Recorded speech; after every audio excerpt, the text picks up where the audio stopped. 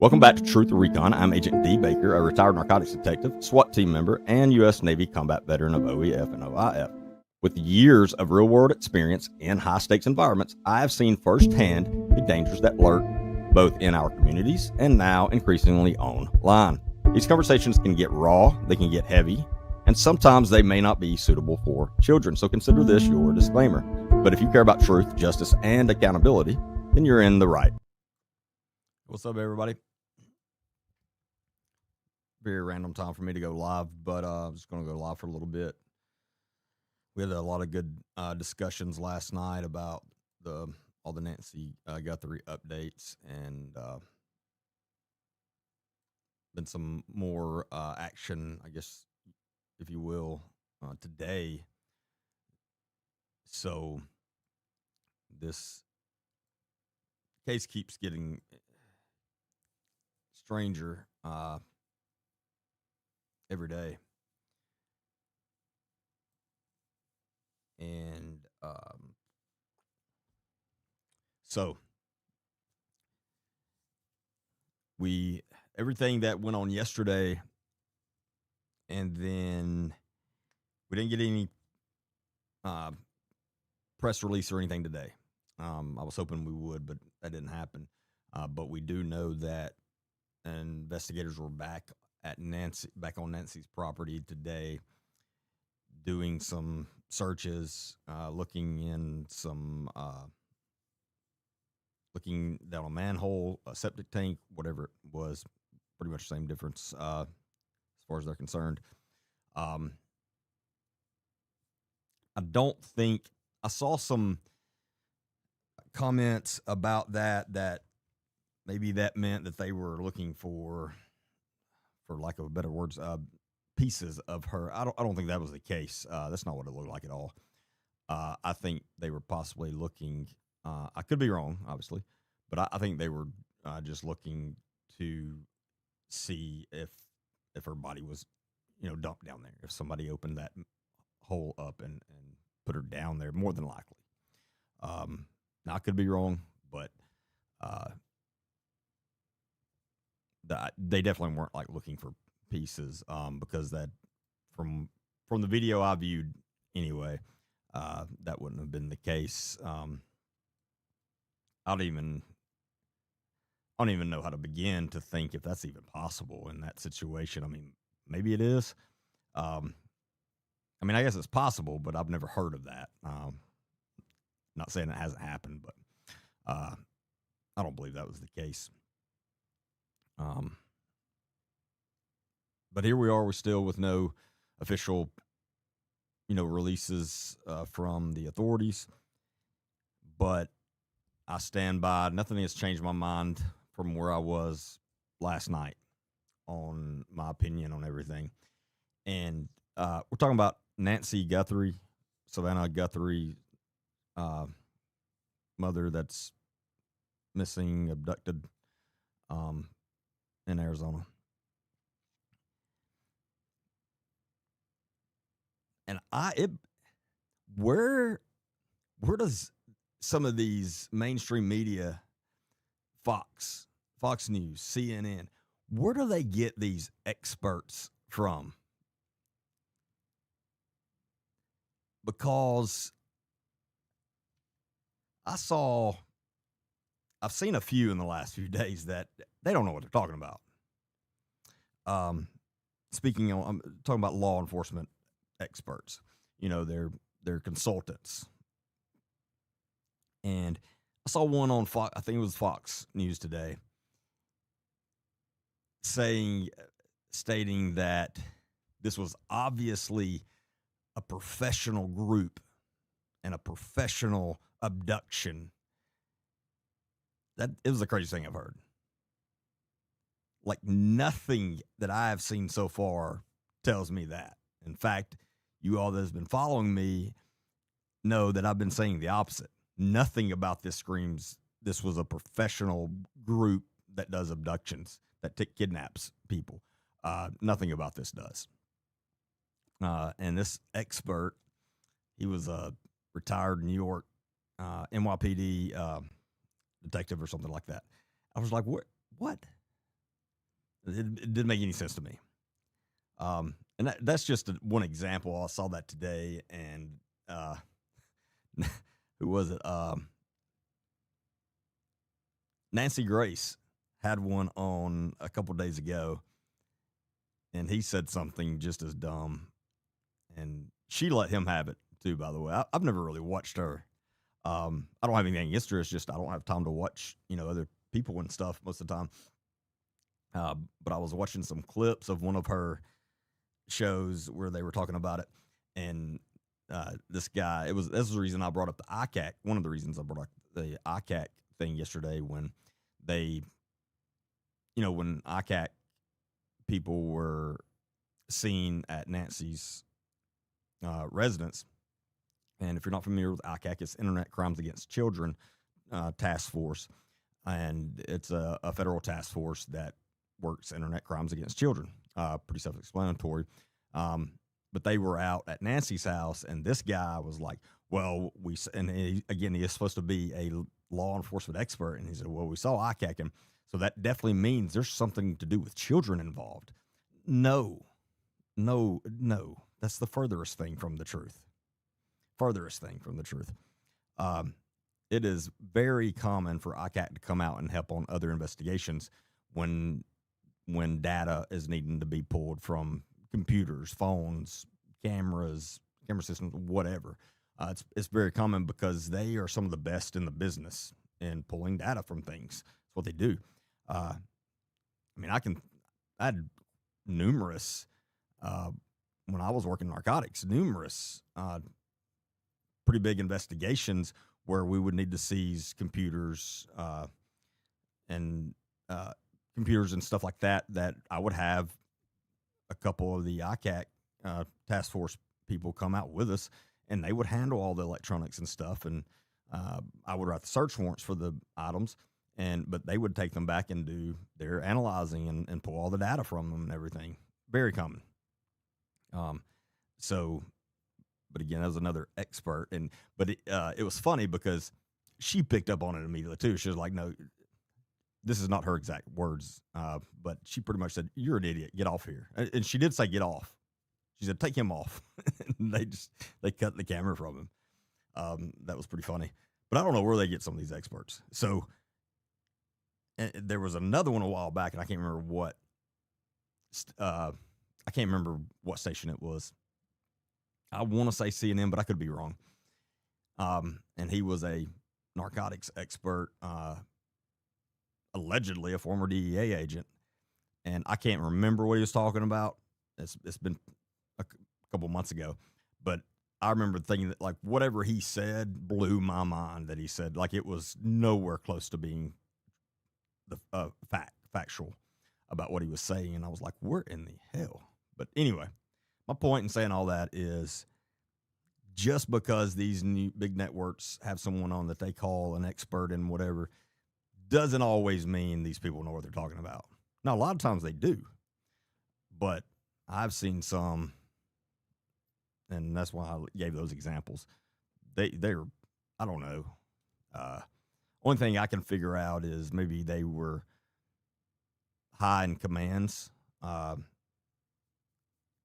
up in agencies, and so they didn't actually do investigations or anything, and so just because they were a captain or lieutenant, chief, something like that, they hire them as consultants, not knowing that a lot of those people don't know anything about real working out in the field. They may can manage an agency, but a lot of them don't have a clue how to work an investigation because they are not out doing the things. So that's all I can figure out.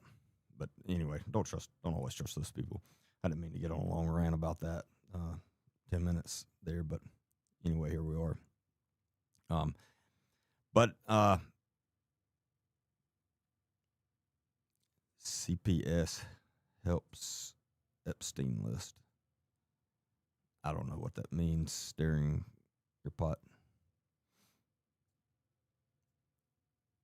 CPS. Are you talking about Child Protective Services? I don't know I have no idea what that comment means.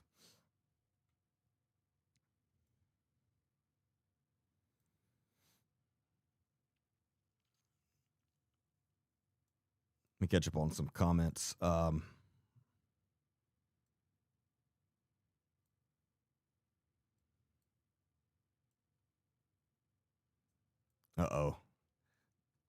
Cassidy, I'm going to go ahead and warn you. I'm probably going to give a little pushback on this comment, but it's okay. We should. I don't expect everybody to agree with me on here, and I welcome different opinions and people with different views.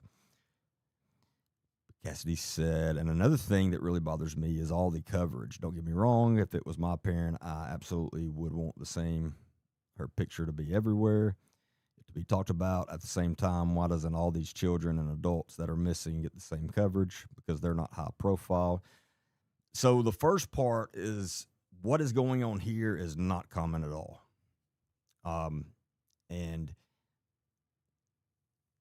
if this wasn't Savannah Guthrie's mother, if this was just a regular citizen, but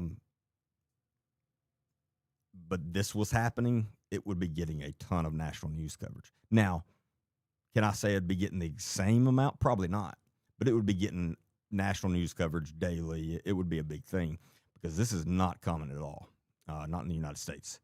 It's a very uncommon thing to happen. This is very different from a missing person, for sure. So, the other thing, it's a fact of life. High profile people are just that, they're high profile, and there's certain cases that they're high profile and they're going to get a lot more coverage. That's a fact of life. I'm not saying I like it. I'm not saying I agree with it. That is the way it is, and that's the way it'll always be. And it's a perk to being famous. That's all I can say. So it's just one of those things. There are perks to being rich and famous, for sure. And I mean, that's one of them. Again, I'm not saying I agree with it, whatever. That's a fact of life. So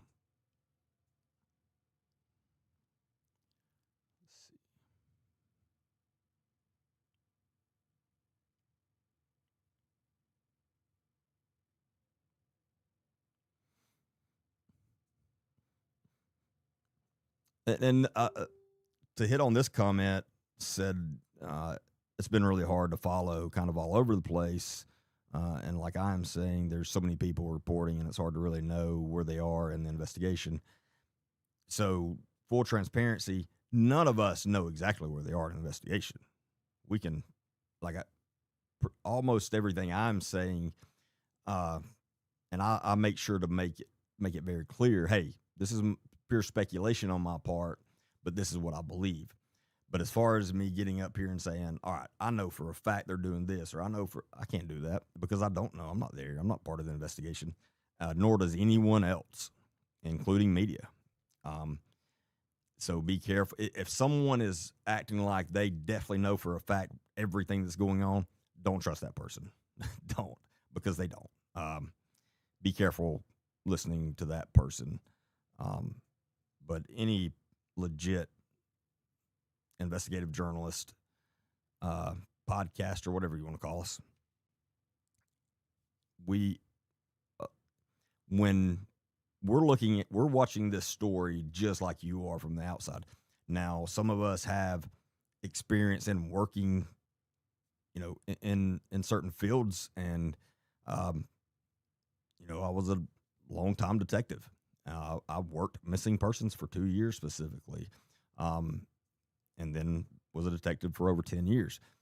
So I have, I know how things kind of work, the inner workings and things like that, as well as some others. But we don't know what exactly is going on. They're not going to announce everything that they know for good reason, obviously. But I'm glad you made that comment because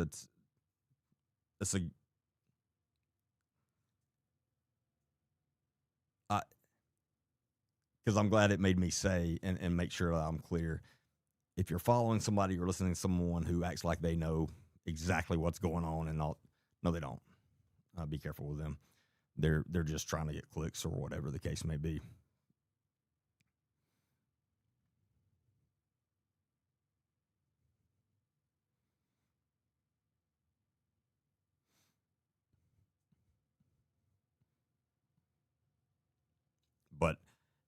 to go over, if you weren't on last night, to go over exactly where I stand and where I believe what I believe is going on. Or, and again, this is speculation on my part.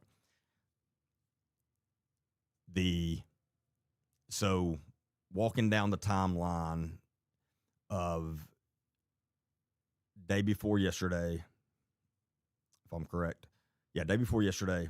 So Friday, we saw some investigators on the roof of Nancy's house and removing a camera. I believe why they did that is more than likely some of the tech people, probably with the feds, probably ICAC, said, hey, I know that you don't have a subscription. I know it's not saved to a cloud, but let's pull that camera down and let's see if we could pull some data off of it. Now, whether they were actually able to, I don't know. But more than likely, that's why they pulled the camera down. But you have that. So we saw that. And then later that night, we see them towing Nancy's vehicle from her garage and towing it away, which definitely means, they're removing it to take it back to a place where they can do more forensics on it. Does that mean that absolutely something happened in that vehicle? No, that could just mean they're just trying to cover everything, and so they want to really go through it. Or it could mean they were able to pull data off that camera, and it made them want to do more forensics on that vehicle, because according to the original narrative, that vehicle wouldn't be involved at all. But then we had that. Then that same night, later that night, there were a little bit of law enforcement presence that arrived at Annie's house, which is Nancy's other daughter. And they were there for just a little bit. Then yesterday, or late last night, so late into the night on a Saturday night, they are executing a search warrant on Annie's house, which means they had probable cause for a search warrant on that house. Now, let me be clear on the search warrant part. I have not seen that, hey, they definitely had a search warrant. But going off of experience, I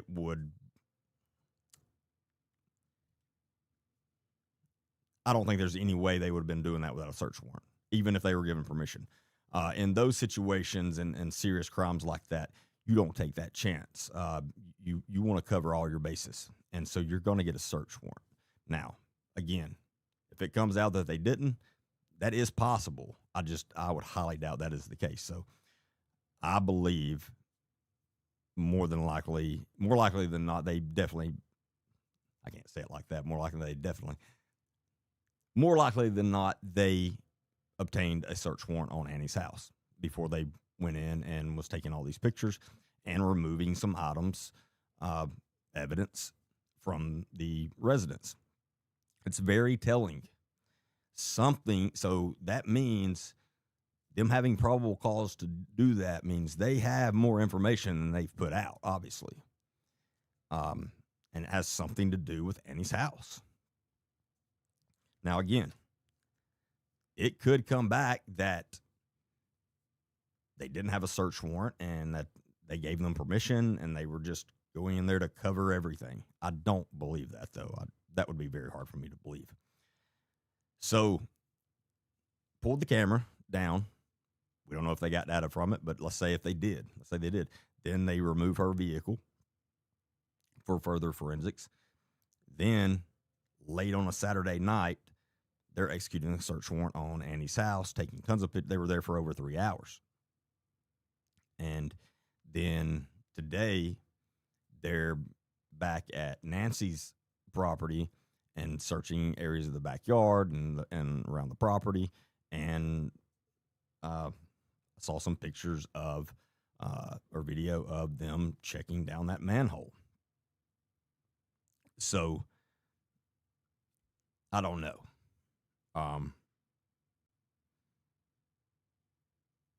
It is all over the place. That's very strange. I do not believe After everything I've seen in the last 48 hours, or 72 hours at this point, I do not believe this was an abduction. I think I do believe the original ransom email that was sent to TMZ was sent by someone involved, but I think it was just to try to make it look like this was something bigger than it was, to try to take the heat off of whoever is involved. And again, at this point, I believe more likely than not, the authorities believe someone that resides at Annie's house is involved. So that's where I stand right now, and nothing that's happened today has changed my stance on that. And as I said yesterday, unfortunately, I hope I'm wrong, and I hate to be pessimistic about it, but I don't believe she's still alive. There's too much time gone by, especially with her medical problems. 84 years old, obviously heart conditions, has a pacemaker. Did not, all of her medications, from what I've been told, were still at her house, so they didn't take those with her. It's hard for me to believe that she's still alive. Now, again, I hope I'm wrong, and I hope she is, but I don't think she is. I would still give it about a 5% chance at this point. So, and then that takes me back to the guy that said, but anyway, let me stay on track here. The reason I believe the ransom note that was sent to TMZ is from someone involved in whatever's happened to her is because they have made there's been numerous statements made that there was information in that email that only someone involved would know. Heard that numerous times. I heard that straight from the owner of TMZ, and then I've heard it from other reliable sources. So I do think whoever sent that is involved. I just, at this point, I don't think it was an abduction. I think, and I could speculate all day, give 10,000 different possibilities as far as what happened other than those things, but whether it was some kind of accident and they freaked out, or whether it was a planned taking her life for other motives, such as money. I don't think who sent that letter was actually expecting to receive the ransom, because there's been, to my knowledge anyway, there's been no more communication, and the ransom note specifically said, you're not going to hear from us again, so do this. That's just not the way that's going to work, because if they were somewhat professional and kind of knew what they were doing, they would probably know the chances of them sending us this money without proof of life is slim to none. And I don't think that's something they would have bet on if they really went through all of this and planned all this out to do this. I don't think that's something they would have bet on. I don't think that was something they would have taken a chance on. So that whole thing is just very strange. And again, I don't think they expected that money. Again, I think it's just try to kind of throw the heat somewhere else. However, if my theory turns out to be correct and someone that resides at Annie's house is involved, then money could still be the motive, but it be the motive of when you lose a close family member, the other way you would get money. Now, I have no idea if they would have even received anything if she loses her life. But that would be the motive I would think of if it was purposely done. I guess the most probable motive, if it was purposely done by someone in the family or someone very close to the family like that. Or, like I said, it could have been somewhat of an accident with someone with the family and they freaked out and now it's turned into this. I don't know. Again, I could speculate all day about the different things that could have happened.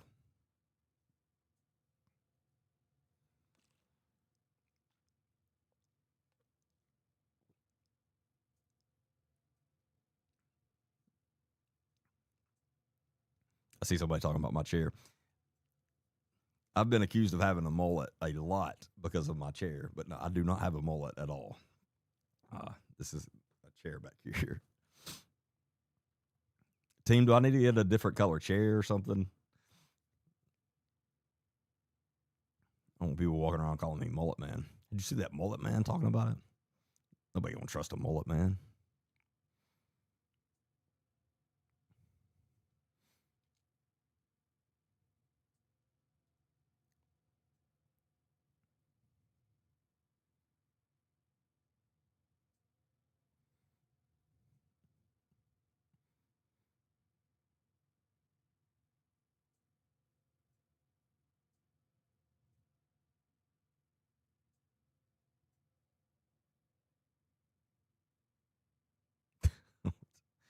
Well, I'm glad you figured it out.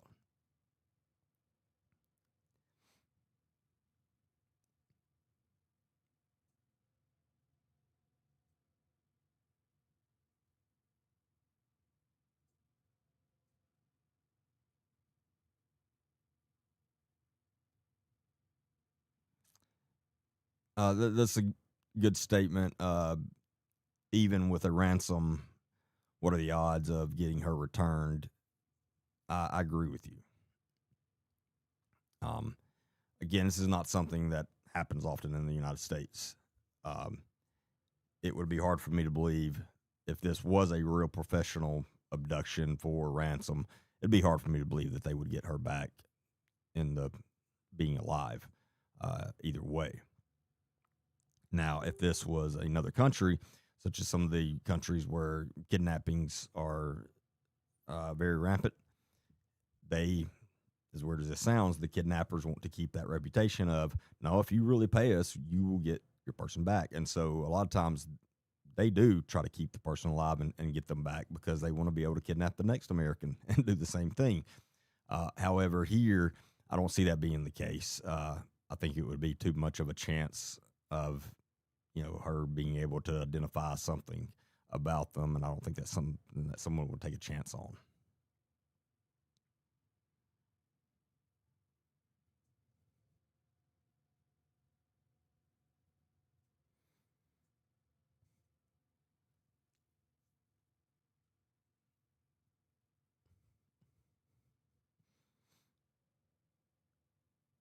Do I think they will pay the Bitcoin? I hope not. Um, but to answer your question, no, I don't think they will, but it's not saying they won't. Because again, we don't know everything that's going on behind the scenes. So there could be more going on that if we knew that information, that I would say, yeah, they probably will. But just from what we know looking from the outside in, I don't think so. Now, the only the only way I could see them paying it would be if they fully believe that they'll be able to trace it to where it's going. Now, Bitcoin is very complicated. And as I said last night, 4 or 5 years ago, I know there was no way to trace it. However, I've heard from people recently that they believe certain agencies do have a way of doing that now. Again, I don't know. As far as I know, they cannot, but I wouldn't be surprised if they can. So if that's the case, then I could see them doing it just to try to catch the suspects. That would be the only way I could see them actually sending the money because, again, I don't see. I wouldn't, if it were me and there's no proof of life, I'm not sending you anything, hands down. I'm not going to do that. So, but again, we'll see tomorrow.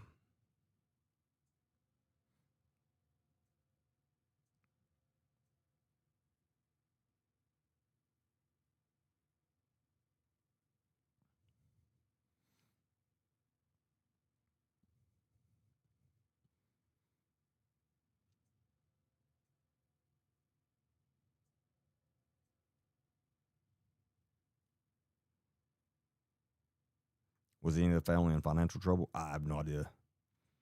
Um, Probably be hard for anybody to know at this point. But that would definitely be a motive if they were.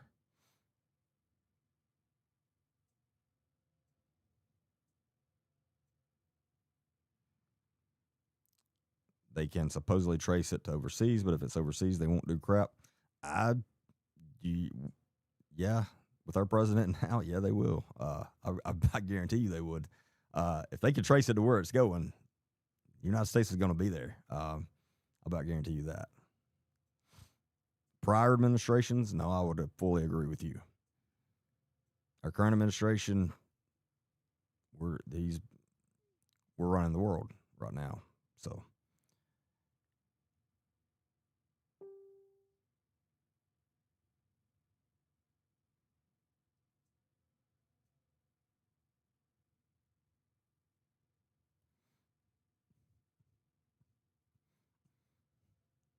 yeah, I don't think that's a fair statement, Rhonda. Saying the two sisters look like they are from different class of people.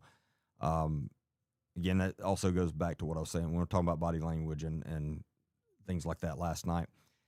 Uh, think about what they're going through right now. Uh, the most traumatic thing that any of them have ever been through in their life, and it's all on national TV. It's I cannot imagine the stress and the heartache. I can't imagine what they're going through. So I wouldn't go much off of how they're looking right now. They probably don't. They probably don't care how they look at the moment either.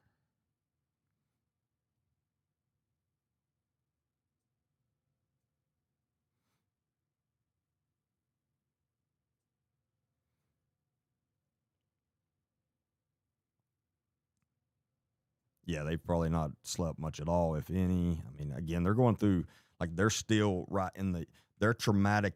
The most traumatic event in their life is lasting for weeks, and that is unfathomable to most of us.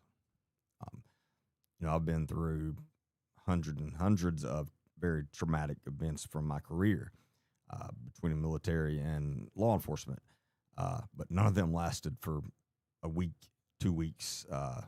My traumatic events lasted, at most a couple hours, maybe a day at the most. This thing is, they're still right in the middle of it. I can't imagine how that, like, I know what one traumatic event can do to you. I can't imagine it lasting that long. And again, the eyes of the world on you, um, all the speculation. Um, I can't imagine the stress and what it's doing to them mentally.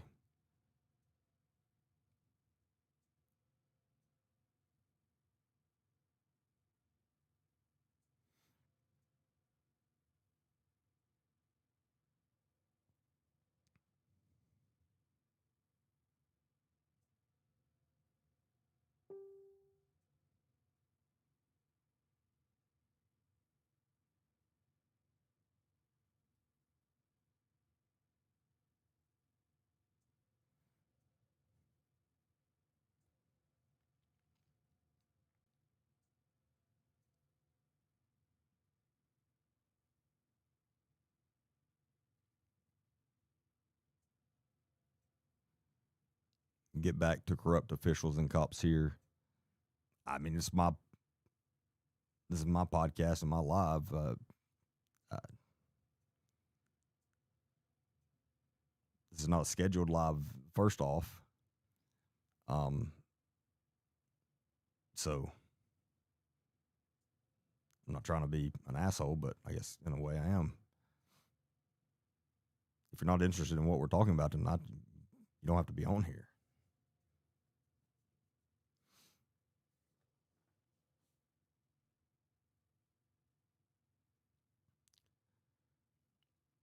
Sister's arms crossed, blinked 10 times in 2 seconds. Is that what's that mean?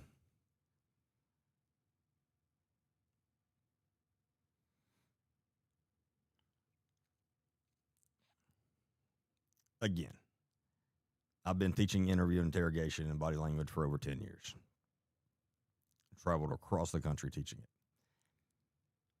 When someone is in the middle of the most traumatic event in their life, it is hard to read. It's hard because you can't get a baseline because they're already stressed through the roof. Like, very hard to get a baseline. I'm not saying it's impossible, but it's very hard. Um, and then saying that a 10-second clip of somebody on TV that you can read their body language and know what's going on. No, you can't. Anybody that says they can, they're full of shit and they don't know what they're talking about.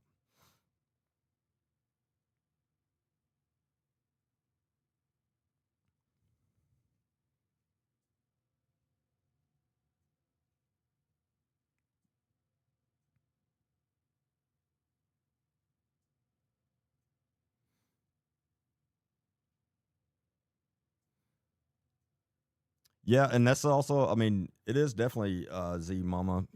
I'm sorry, your comment went away. Z Girl's Mama. It's possible that it's much more complicated than we imagine. And yeah, that's definitely always possible. There could be way more to this that, again, we're not in the loop.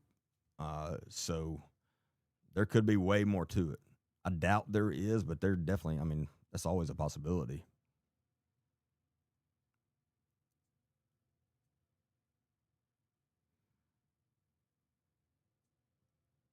And I can't see what this Texas born Democrat is. I don't see their comments. I just see all y'all responding to them.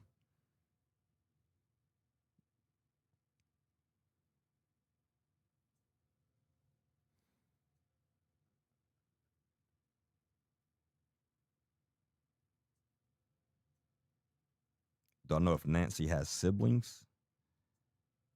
I don't. I haven't heard about any, or if she does, if they're still alive. I don't know.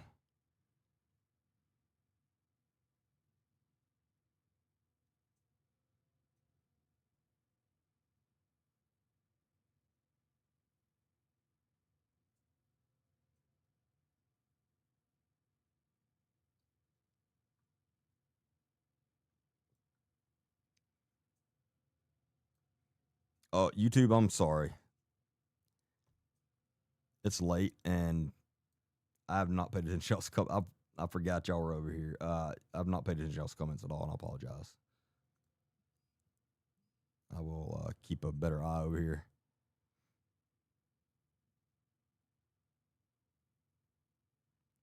Do I think Nancy will be found? And I hope I'm wrong, but I don't think she'll be found alive. I hope she is found one way or the other, and I hope she's found alive, but no, I don't think she'll be found alive.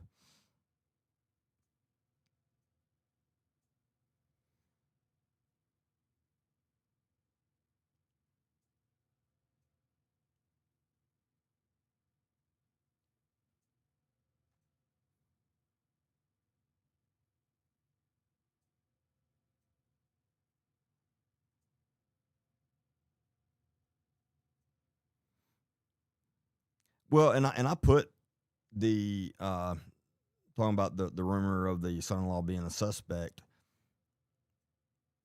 I mean, I think there's a decent chance that there was something to that. Um, I think that came from a reliable source from the inside, and I either more than likely what happened is it's one of the investigators, and they leaked that to this the Ashley girl that I think is the first one to put that out, and more than likely they leaked it to her, but told her, "Hey, please don't, put this out right now." And then she did. Or they leaked it thinking it was going to come out pretty immediately, and it didn't. But that was put out, and then the authorities immediately came out and said, "No, that's not true. That's not true at all." Now, and when that happened, I said that doesn't mean it's not true. It could just be they're trying to pull that back because it got leaked. But there could be nothing to that. It could have been something that some miscommunication and someone kind of made up, or there could have been something to it. And if, again, looking at everything that's going on now, I'm erring on the side of there was possibly something to it, considering all the action that's been going on at Annie's house with the, again, with the search warrant, the pictures, the removing items from the house, things like that. It makes that seem a lot more credible at this point.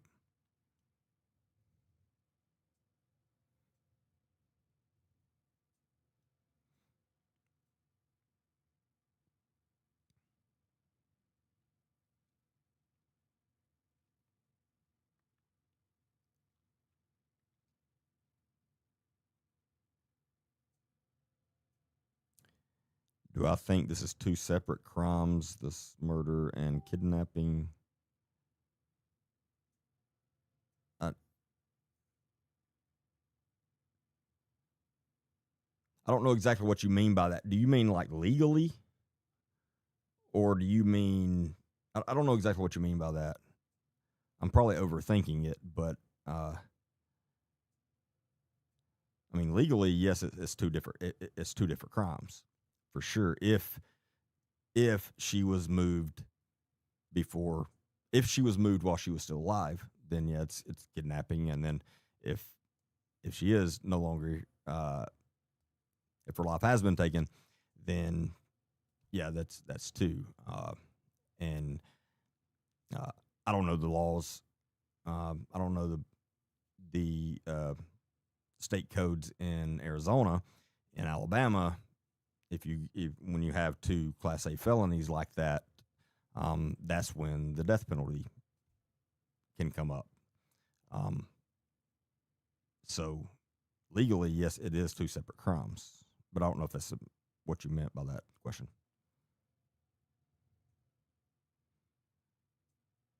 Oh, I see. Yeah, no, that's exactly what I believe at this point, that they unalived her and then faked this abduction, kidnapping to try to throw the heat off of them. Yeah, that's what I. That's again, that's pure speculation on my part. Pure speculation, but that's what I think at this point, just from everything that we've been seeing. Now, something could come out tomorrow that would change my mind on that, but as of now, that's exactly what I think happened.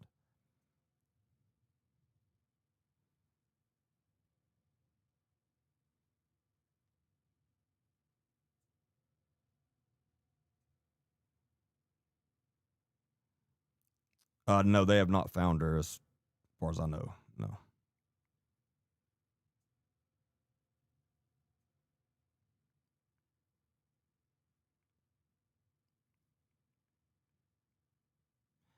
I don't. I wouldn't put much into the billboards and other places at this point because, I mean,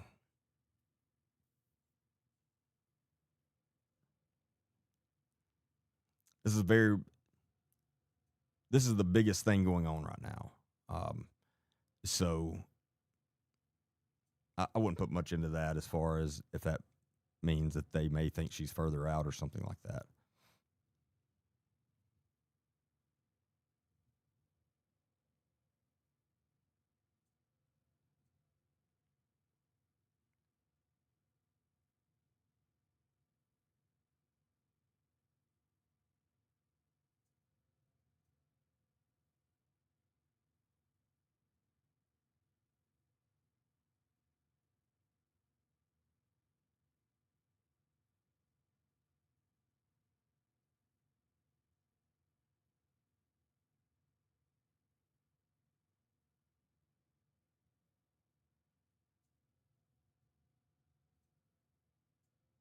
Where did this happen at? It's in Arizona. They're in Arizona.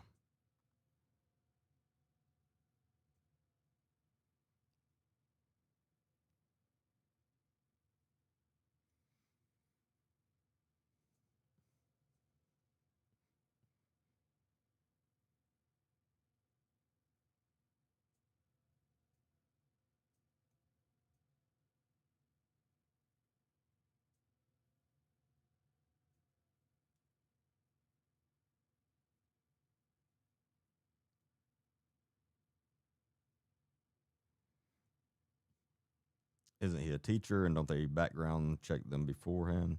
Yeah, but that doesn't. I mean, that doesn't mean anything.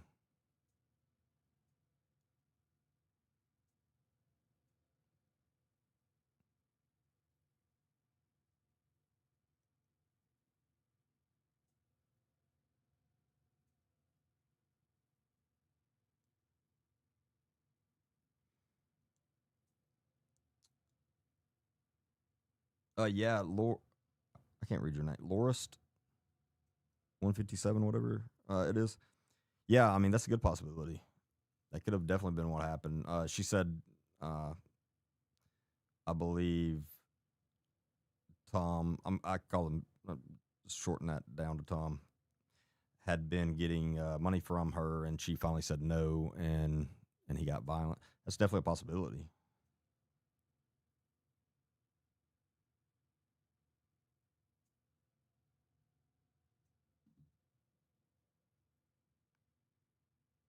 Yeah, Lisa, you're exactly right. You're exactly right.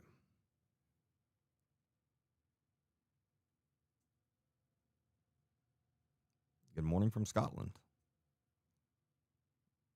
Thank you for being on here.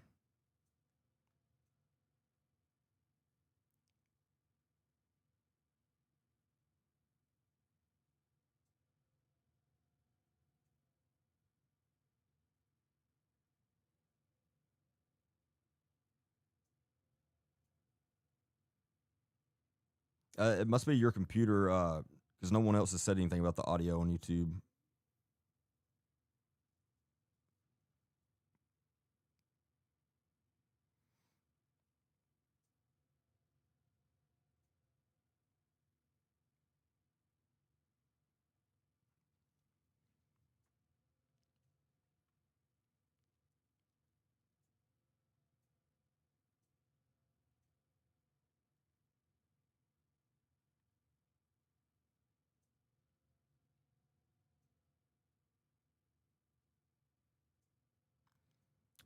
I'm hoping we have some kind of press release tomorrow at some point, and I think we will with the that being the alleged deadline for the ransom and everything, and with all the action that's happened this weekend.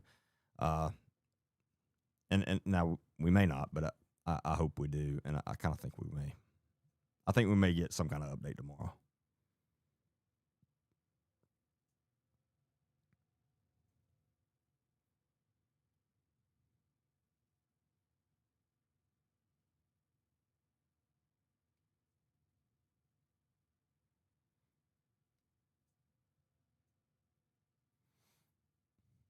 Yeah, her. So what I've heard as far as our pacemaker at 2 a.m. they because it was still hooked up via Bluetooth via our phone to the internet.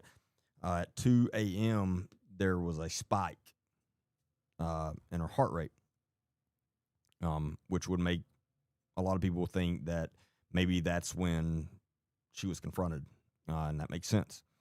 And then at two, I don't have the timeline right here in front of me, but 2:20 something or whatever, 10, 15 minutes later or whatever is when it disconnected from the Bluetooth, which means it was no longer in Bluetooth range for her phone.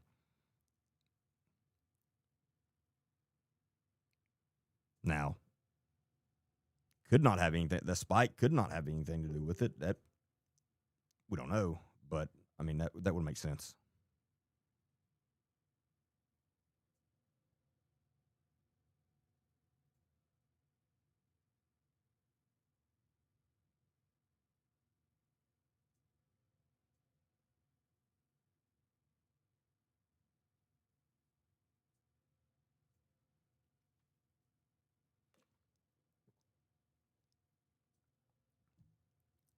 I'd have a hard time not questioning my sister about why her home is being searched. Yeah, no, I'm with you there, and I would bet that the family is getting the family is getting more updates than us probably. Obviously, now I don't know what all they're telling them, but Yeah, I think for that to happen, I think there's been some information passed along to the other family of kind of at least an idea of kind of what's going on. Because yeah, you're exactly right. I think uh, because they would be asking questions for sure.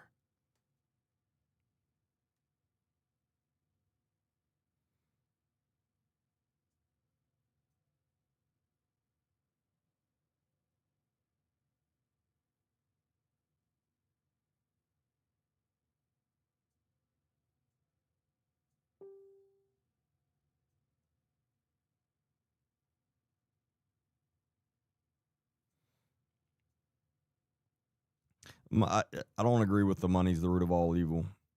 Money can also do great things. It's the person behind it. Greed is the root of all evil.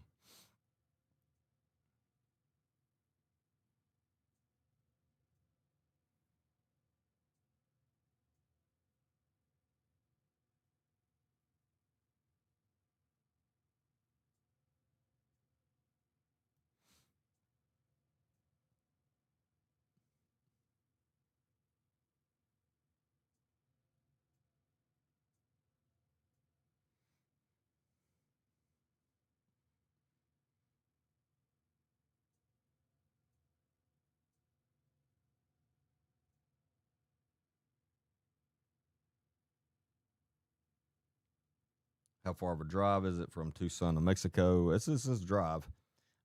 I don't think she's out of the country. No, I don't. That would be very risky. Um, very risky. Uh, I don't think for a second she's out of the country wherever she is.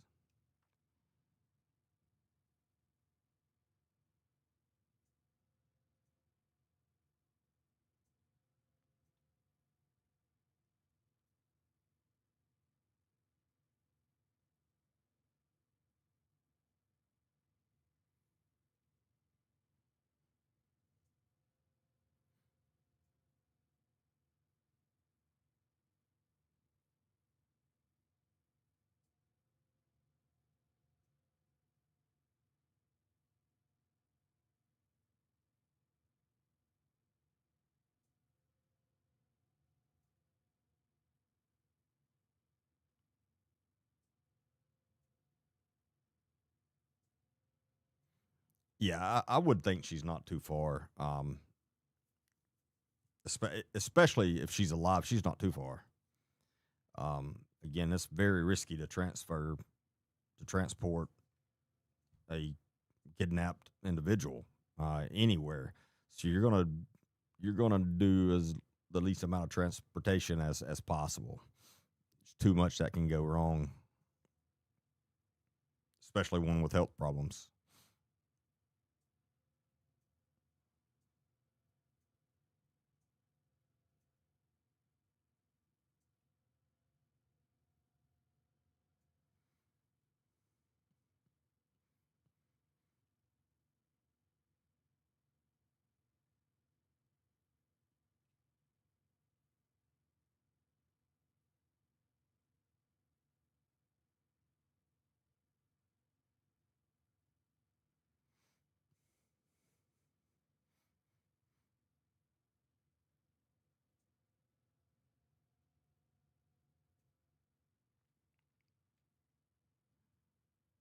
Only a 10% chance she's alive.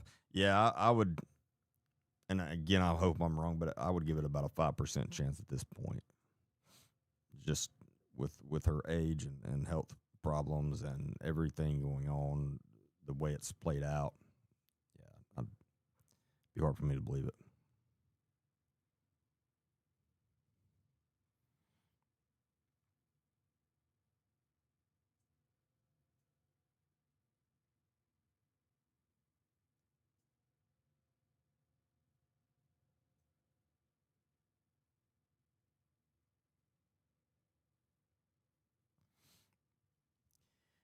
If it's the daughter and son-in-law involved and they know they're getting close to being caught, one will rat the other.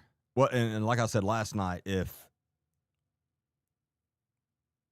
there's if there's three at least three people involved in any crime, and you actually get those three and you're able to interrogate those three, you're gonna get one, at least one of them, to turn on the other ones.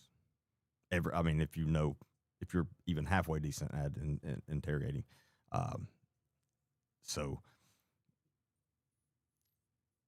for you future criminals out there, don't use more than yourself, and maybe one other person that you would trust with everything. But yeah, obviously I'm joking, but yeah, if you've got more than two, and you're able to interrogate them,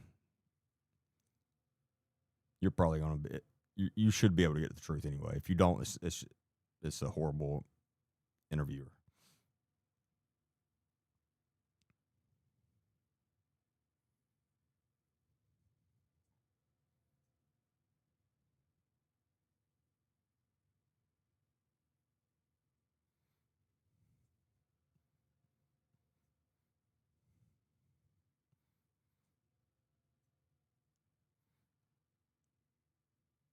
I haven't heard any updates on the manhole septic tank search.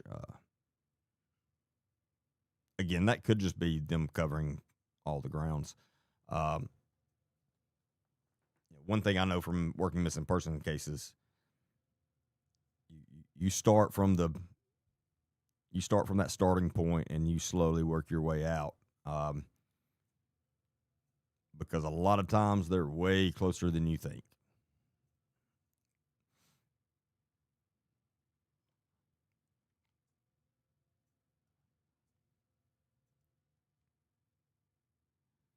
Woody, that's a good question, and I haven't found the answer because I haven't found the answer to that. His question is, who exactly took Nancy back home?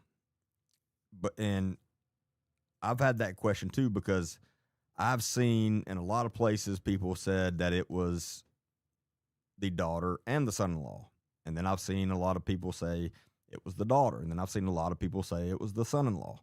Uh, so I don't know. I don't know which is true. I would love to know exactly which one, and if someone knows for a fact and can tell me where you got that, how you know that for a fact, I would love to hear it because I'd like to know myself for sure. It's a really good question.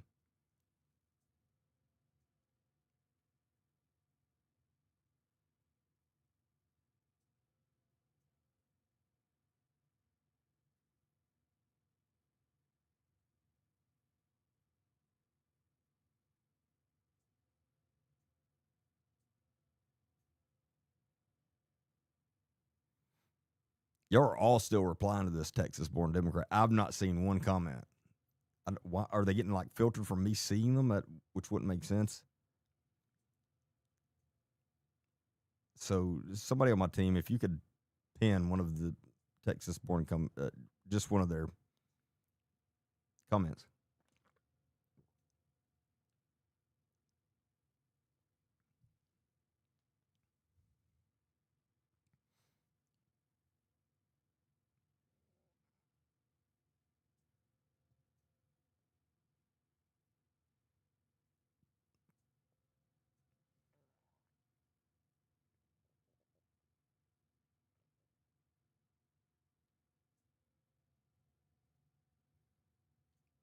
Yeah, team.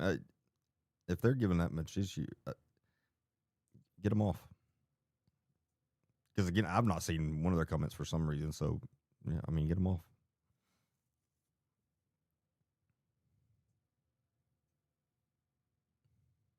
That's the comment you pin. Where they said I have agreed with everything he said. Is this some kind of mean prank y'all are playing on me? I don't know. No, if I mean, that's up to y'all, team. If y'all want to get them off, get them off.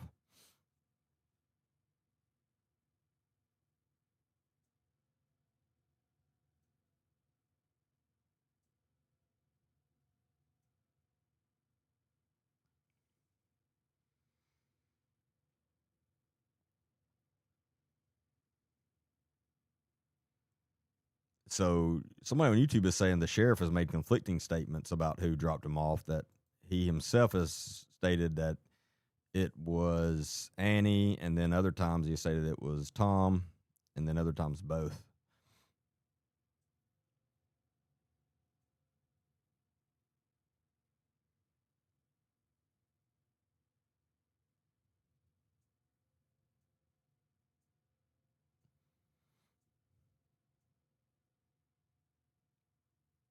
Yeah, V6K, Ethan. Is that what it is? I can't tell. I agree with you. Feels like the 6 million seems like a distraction. Kidnapping an 84-year-old needing daily medication does not make sense, and I completely agree with you there.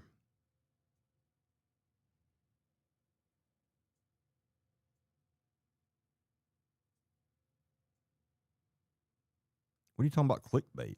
How? What have I said that's clickbait? What are you talking about? I don't even know what you're talking about, dude.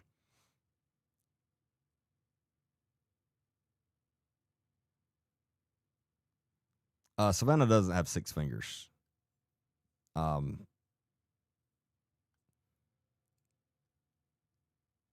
it's Annie's. She's holding Annie's hand. If you really look close, that's what it is. So it's not AI, and she doesn't have 6 fingers.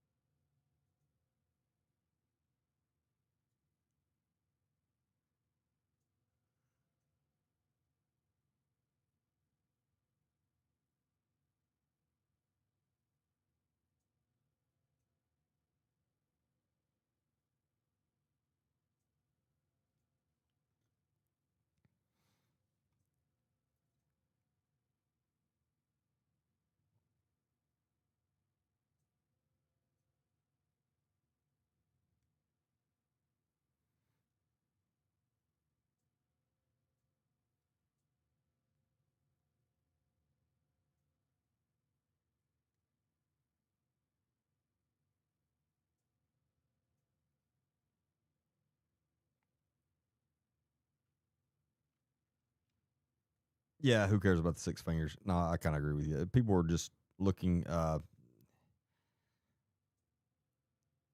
One of my favorite quotes is if you think everything is a conspiracy theory, you're not that smart. If you don't think anything is a conspiracy theory, you're not that smart. There's a median there that you need to stay at. Everything is not a conspiracy, um, but some things are, and we know that because we have found out some of the things that we have said before. Oh, that's crazy, and then we find out it's true. Uh, but and I'm not saying this is not. I'm just saying nothing about this screams that to me at this point. Uh, all the Clinton talk and all that stuff that's just jabber right now. I don't think any of that has anything to do with this.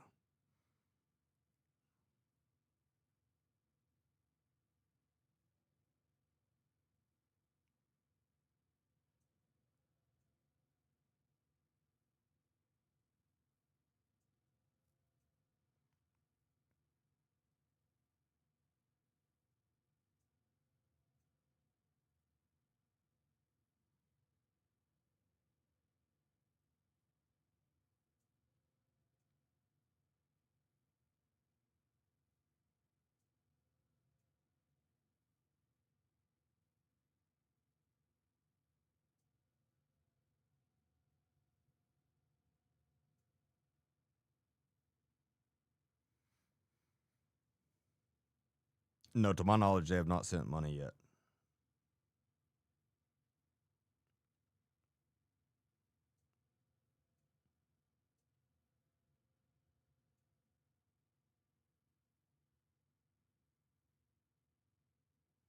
Yeah, I agree. That sheriff did not make a smart decision going to the basketball game last night. That was not right. Um, the biggest case in this country is going on right now in your county, and that was not that was not bright.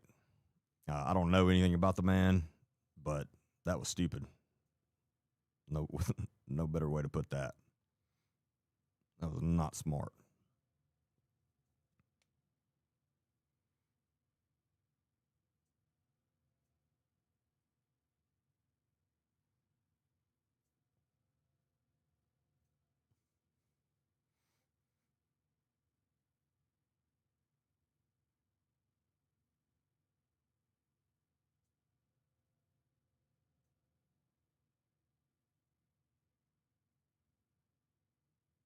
Yeah, I mean, even if he didn't have any actual work that he needed to be doing, again, you got to, especially an elected official, you got to use your head a little bit in situations like that. And you got to think all the entire country's eyes are on me right now.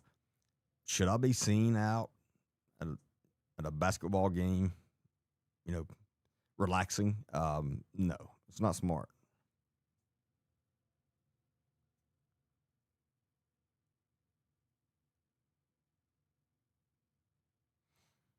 Yeah, and I talked about that a lot last night, but the the sheriff's office, the which is the original responding agency, uh, yeah, they messed up some things. Now, I don't like to get up here in Monday morning quarterback agencies on cases like this, um, because it's easy to look back and say, why did they do this? That was so stupid. Uh, but I don't know what all was going. I don't know what all was said to them in the beginning. I don't know any of that, obviously.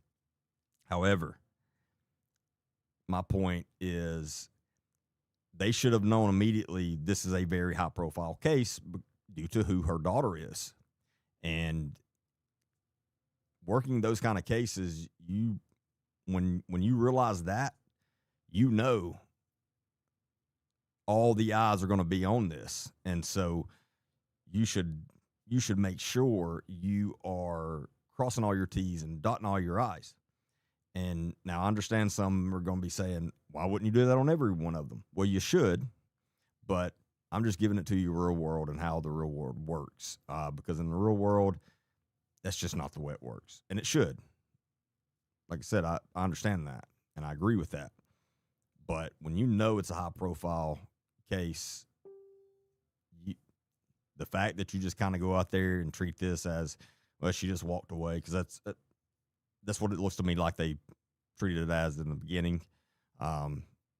When now we know there was the blood on the front porch and the ring camera removed and some of the lights busted. Like, what were they doing? I don't know. Because I'm not saying the first two deputies should have immediately noticed. But when an investigator arrived and they started walking around, somebody should have been able to pick up on, hey, there's some odd things. Something looks odd here. Let's dig into this deeper. But it doesn't appear that's what happened. It appears that the first day they just treated this as she walked off somewhere and was just missing. And that's crazy. I don't understand. And they did make some mistakes. And what it appears,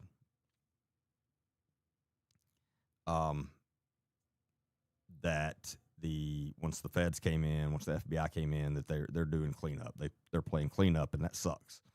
And that's very hard. A case like this, an investigation like this, is very complicated in the first place.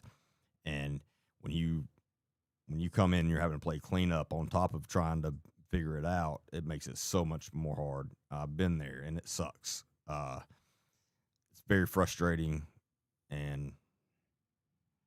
but unfortunately, it happens sometimes.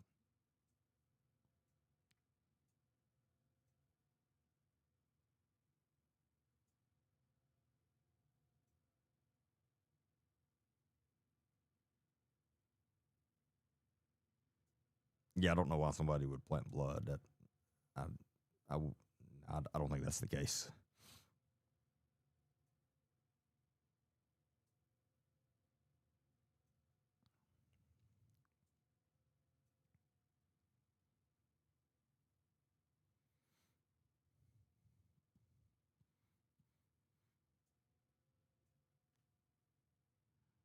But yeah, the crime scene should not have been released with this. Again, I don't know. Again, I don't know what was being said. I don't know what exactly was going on that first day. But the fact that nobody, apparently, anyway, nobody picked up on some strange things. Uh, they may need to get some new investigators. I hate to say that because, again, I hate the money more to quarterback them, because I hated to get money more to quarterback. But just in this situation, again, if this wasn't a high profile person like this, then I could understand a lot more. Again, I know that it shouldn't be that way, but I'm just telling you how it is. But being that it is who it is, it looks like somebody would have first gone, hey, y'all realize who this is? And again, once you realize who it is, you should understand this is high profile. All the eyes are going to be on us. Let's make sure we don't make ourselves look dumb. Uh, Unfortunately, they did exactly that. They made themselves look inept. And it's a large agency. I think I saw last night. I pulled up last night. It's like 600 employees. It's a pretty large agency. So they should have some. You would think they would have some really solid detectives, very experienced and trained, and I'm sure they do. Again, I don't know how they missed all of this in the beginning, because again, there's a lot of clues there that should make you take a step back and go, hold on, there may be more to this. But on the other side of that, working missing persons, that's not the first thought that's going to go through your mind on these things, especially with an elderly person. It's just not. Like, you're not going to arrive and immediately start thinking, I wonder if this was an abduction. Because, again, this is extremely rare, very uncommon, and especially for someone that age with the medical issues. But again, you also need to have an open mind when you arrive and look around, walk around, and notice that, hey, there looks like there was a ring camera here. Where's it? And notice these lights are all broken, things like that. And again, there's blood here on the front doorstep.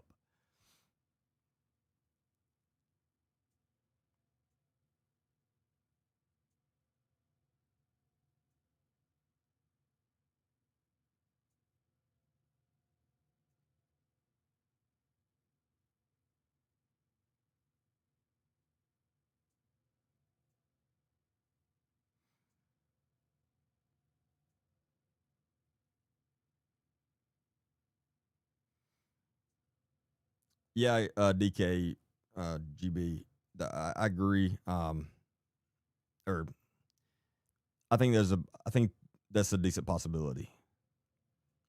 And someone else brought that up earlier, that they think that maybe Nancy was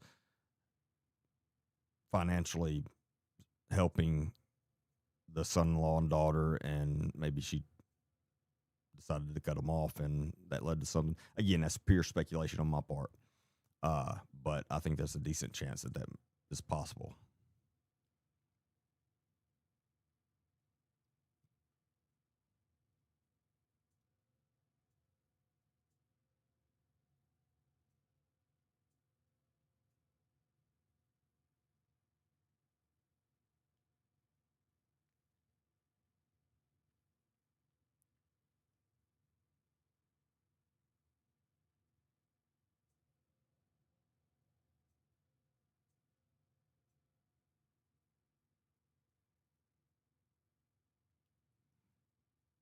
Chloe, I don't. I don't think this was. I don't think this is anything outrageous like that.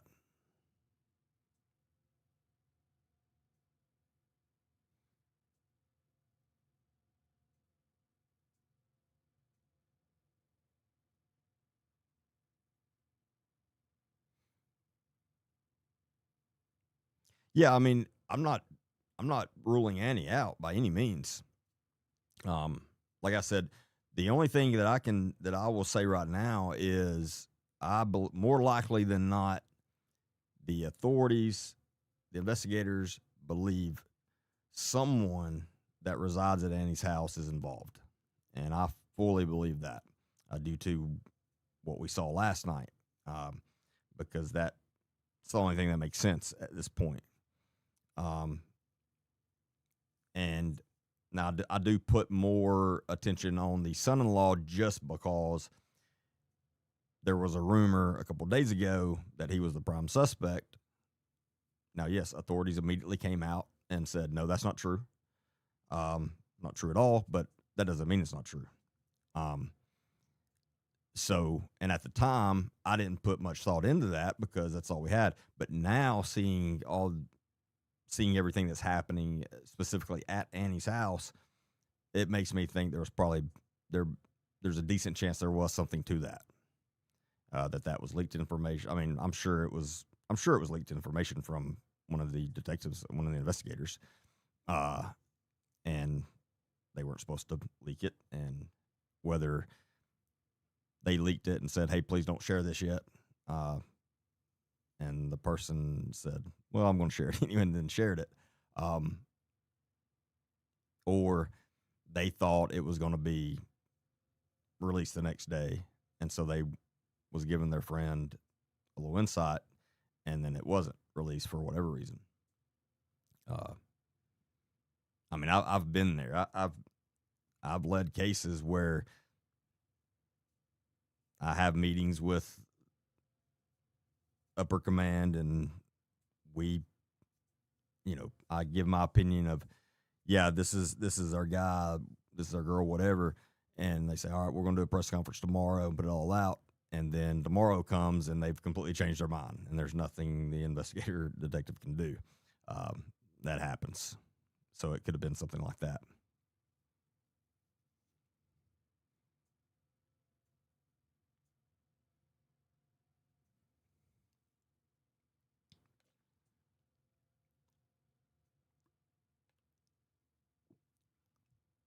Why did Nancy have to take an Uber to her daughter's house just 10 minutes away?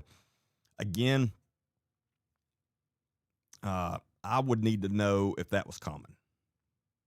Was that a common thing that happened when they would get her over? You know, is it something that every once in a while they would just send an Uber because they were busy, whatever? Uh, if it's not, if that was like one of the first times that that's ever happened, then that is suspicious. However, you have to know if that was common or not to know if it was suspicious or not. Because if it was common, then that doesn't mean anything.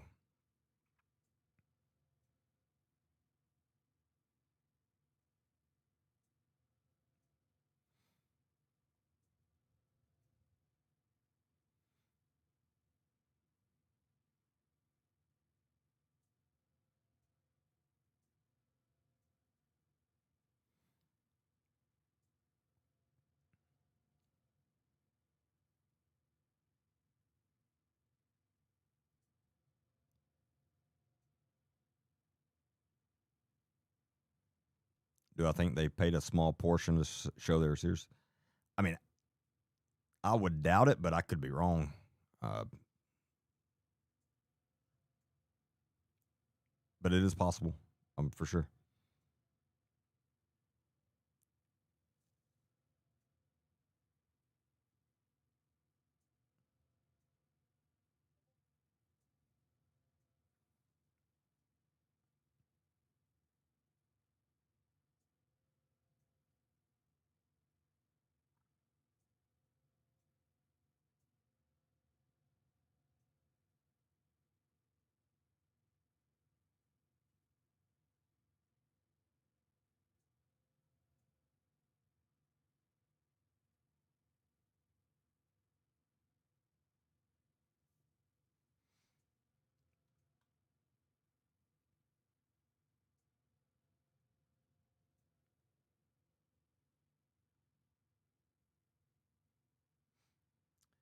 Well, with her age and medical issues, she may just not.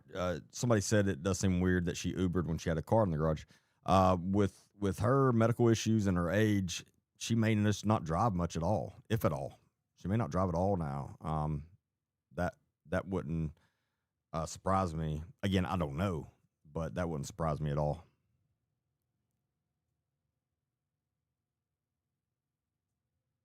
Or yeah, or like that whoever just said that just didn't drive at night because that and again that would be very common with an elderly person like that.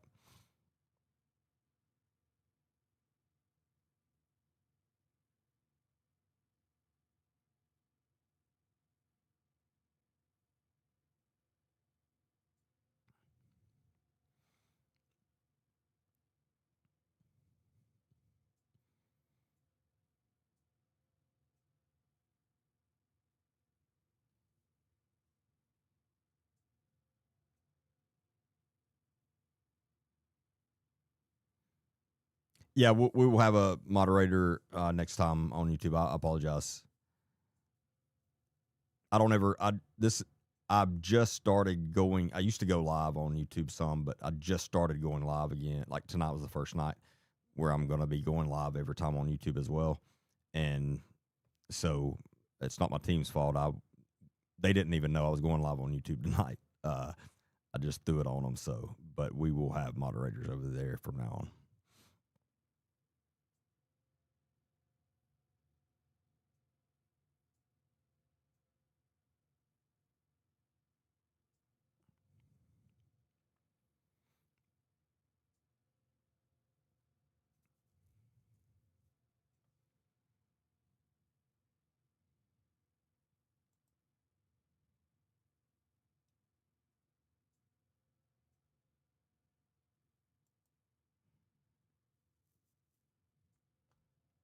on. Can somebody on my team go over to jump over to YouTube and moderate?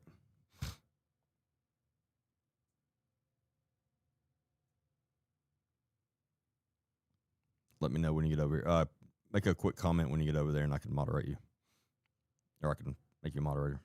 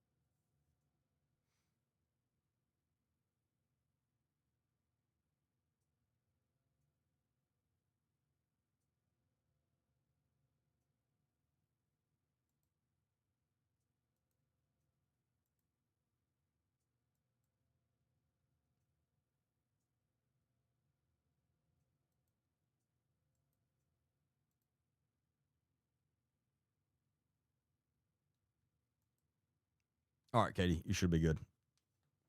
Thank you.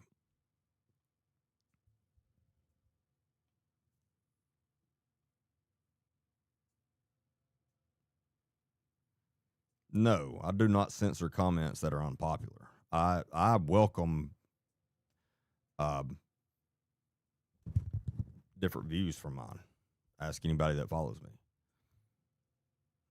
We will block anyone that is being a troll, spewing nonsense. Like I see somebody, like I just saw someone saying like one of the most ridiculous things I've ever heard. Like, and it has nothing to do with what we're talking about. So yeah, those people we get off.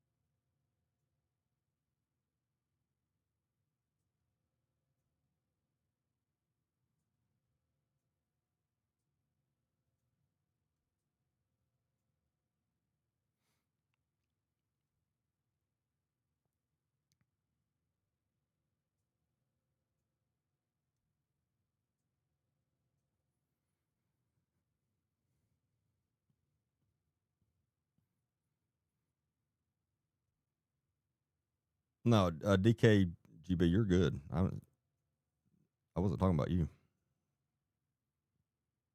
Oh, okay, Gloria.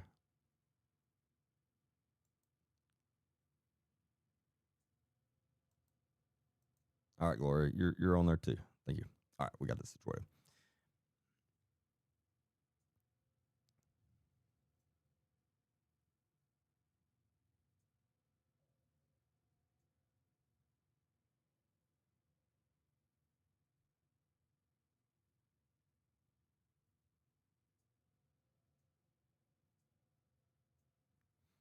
Yeah, I'm live on TikTok, Facebook, and YouTube all at the same time.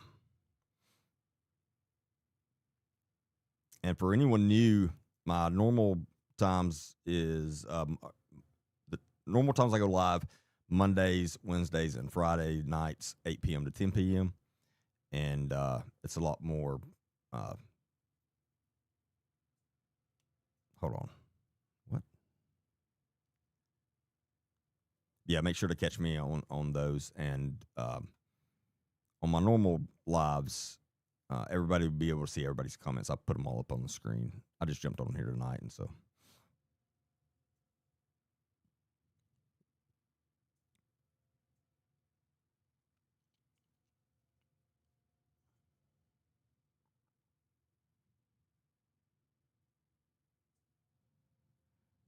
Who was the last one to actually see her live? That's that's the question we have, um, because I've seen in numerous places where it was Annie, the daughter, that dropped her off, and then I've seen it was Annie and her husband, and then I've seen where it was just her husband. So I don't know which one it really was because I've seen it, all of them mentioned. But yeah, I don't think it was a kidnapping. I think this was. I think something bad happened, and they have tried. They sent the. I do think whoever is involved sent the original email, ransom email to TMZ, uh, because it's been reported that there was information in that email that only someone involved would know. But I think it was just to try to throw the heat off of who was actually involved.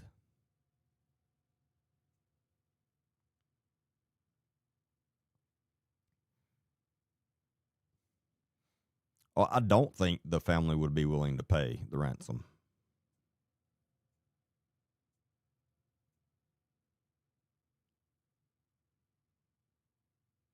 Um, Hold on, make sure I'm reading your question right.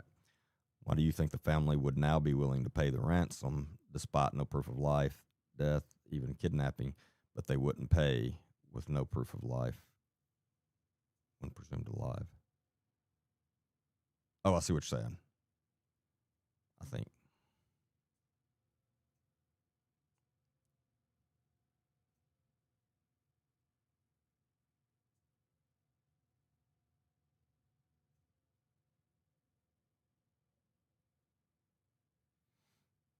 I just don't think uh, it would not make sense to me for them to pay ransom without proof of life. And that's all I can go off. Again, I'm not saying they won't pay. I'm just saying I wouldn't, and I don't think they would. But I could be wrong.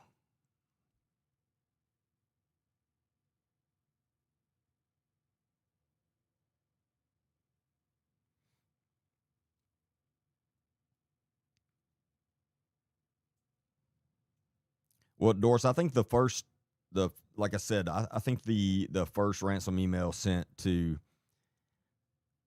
TMZ, I think that was sent by someone that's involved, just because it's been reported that there was information in that email that only someone involved would have known.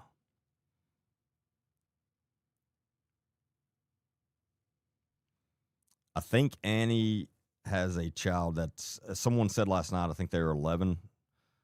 I think they have an 11-year-old.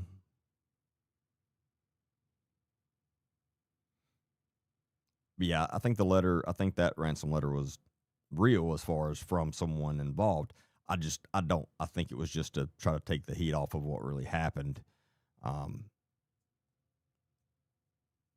and I say that because of what we've seen in the last 72 hours happening at both Nancy's house and Annie's house.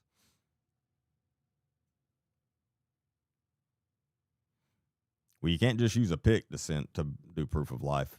That doesn't always work out. Um,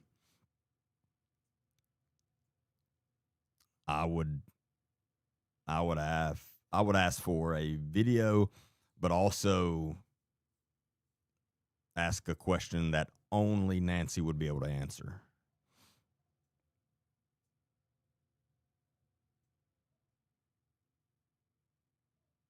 But again, I hope I'm wrong. I hate to be pessimistic, but I don't think she's alive.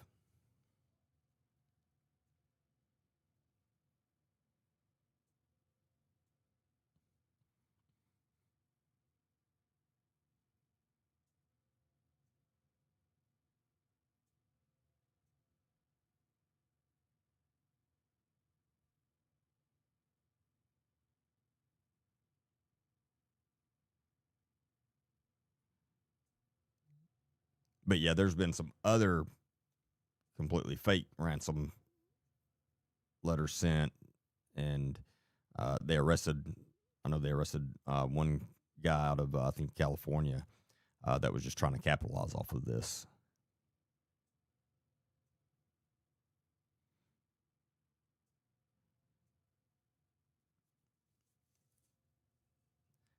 Cartel would not have taken her to Mexico. Trust me, the cartel is not going to go kidnap an 84-year-old woman.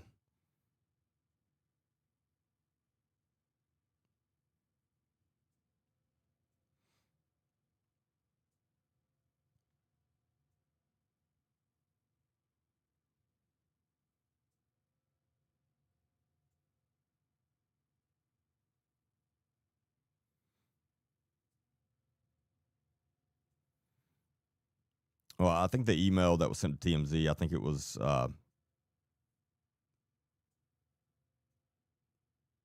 routed where they can't trace it. Via VPNs, and it's way more complicated than that.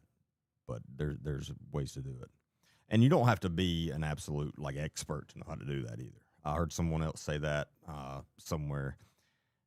That's not the case. Now you have to know what you're doing, but it's not like you have to be a computer scientist to know how to do that.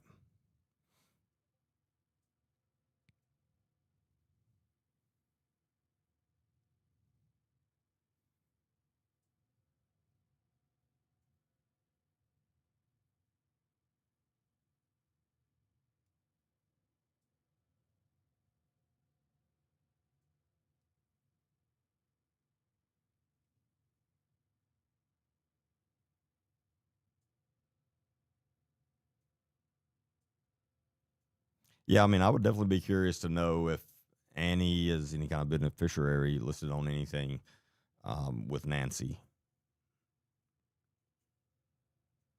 for sure. And I'm sure the investigators know. Um, they're not going to tell us that, but I would like to know for sure.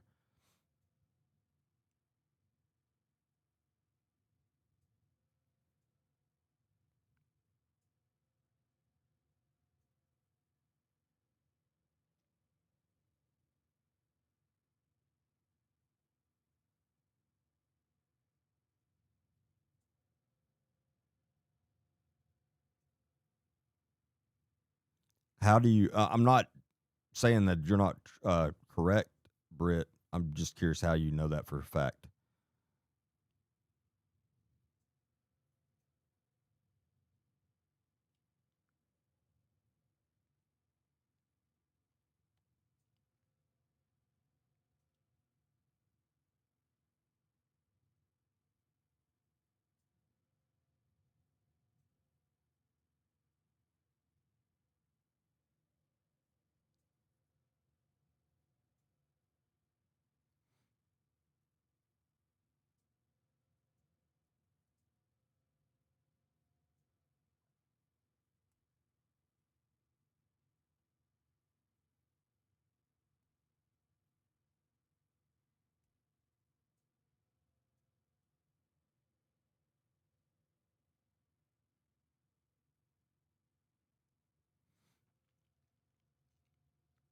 Yeah, I mean, if they um, if they solve it, if they figure out who took her, yeah, I mean, they'll tell. I mean, we'll know. It'll be public knowledge at some point because they're going to be charged and tried. And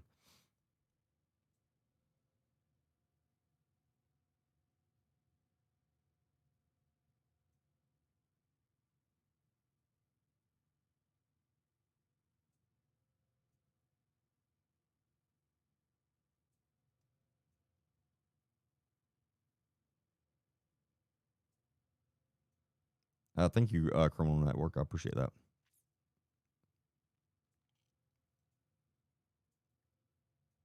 Are you asking me why ICAC? Yeah. So the thing with ICAC, and if you're not familiar with ICAC's Internet Crimes Against Children, uh, it's a federal task force, and obviously they work internet crimes against children. Um, but it's very common for them to come and assist on other investigations because they are the most of the time they are the best. They are the top experts in being able to pull data from electronics, and so it's pretty common most places for them to come out and help on other investigations that have absolutely nothing to do with internet crimes against children. Um, so that's not odd at all. Again, I used them on some big drug cases when I'd be working quite a few times when we would be if we would be looking at a drug organization like a legit drug organization, and where we would be seizing all the electronics, computers, uh, home security cameras, systems, business security camera systems, all that kind of stuff. I would grab, I would have a couple of people from the ICAC task force come along with us, and they would handle all the electronic stuff. And I would write the search warrant, but they would obviously do all the data pulling and downloading and all that stuff. So that's very common.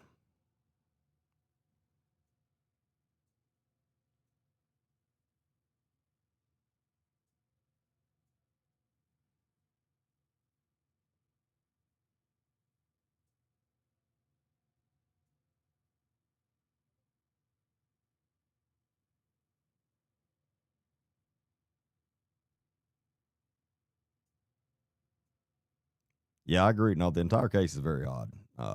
It's strange.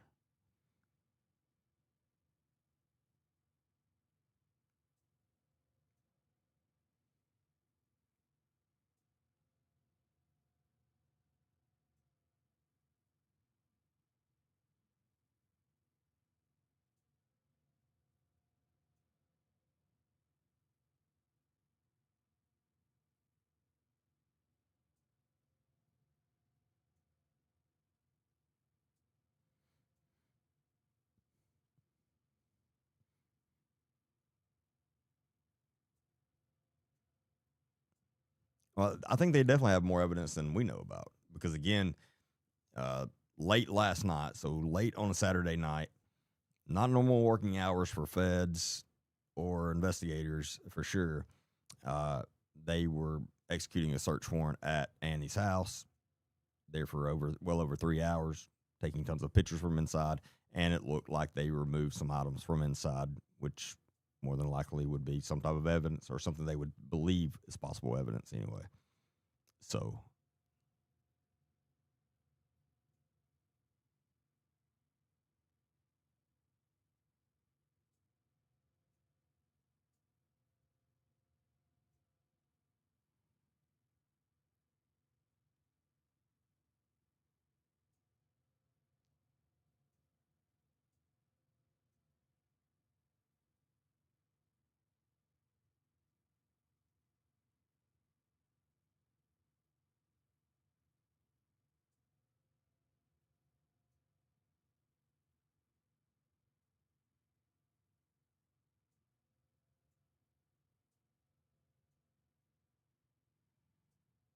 yeah, I don't think this has anything to do with the Epstein files. That's a stretch. Now, unless something comes out that would make me think that would point to that, no, I got you, Katie. Uh, no, again, everything's not a conspiracy.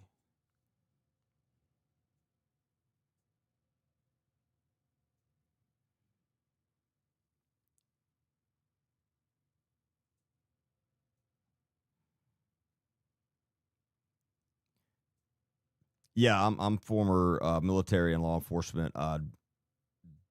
17 years in law enforcement. Most of those years as a detective, and I've been traveling the country for the last 10 years, teaching interview, interrogation, and body language to law enforcement. I've been out of law enforcement as far as active with an agency for 2 years.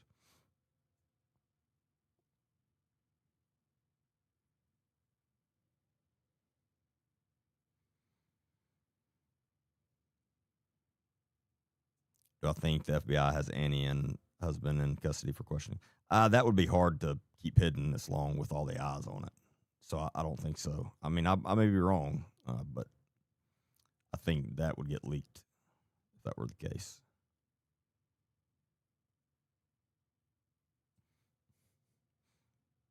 Yeah, Lynn, that's a very good possibility. That Lynn said that she thinks Nancy was injured at Annie's home, then brought back home, and the husband panicked or something happened. Yeah, that's very good possibility.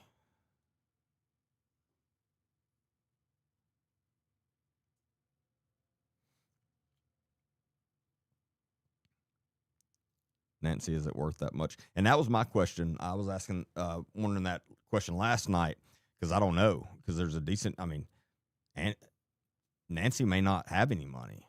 For all I know, Savannah, you know, is supporting her fully, or for the most part. You know, Savannah. I mean, I don't know. I'm just saying that's a possibility. So if Nancy doesn't have any money, then that takes that motive off the table, obviously, uh, which would lead me to believe it was some type of either accident and they freaked out, or she pissed them off or something. You know, somebody lost their temper or something. I don't know.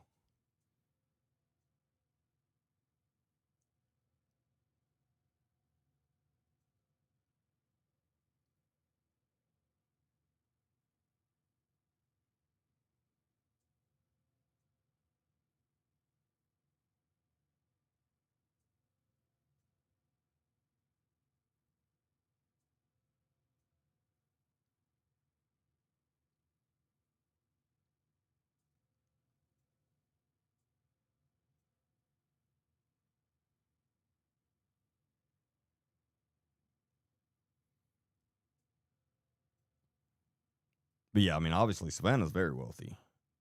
So again, she may have been footing the bills on everything for Nancy, or for the most part, and so again, that would take that motive off the table.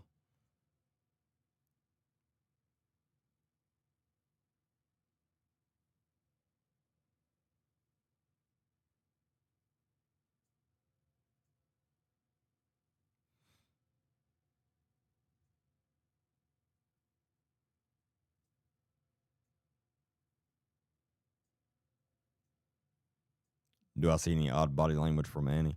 So the the thing on that with what they're going through, so they are going through the more than likely, I'm sure, the most traumatic event in their entire lives, and they're right in the middle of it, and it's lasting for weeks.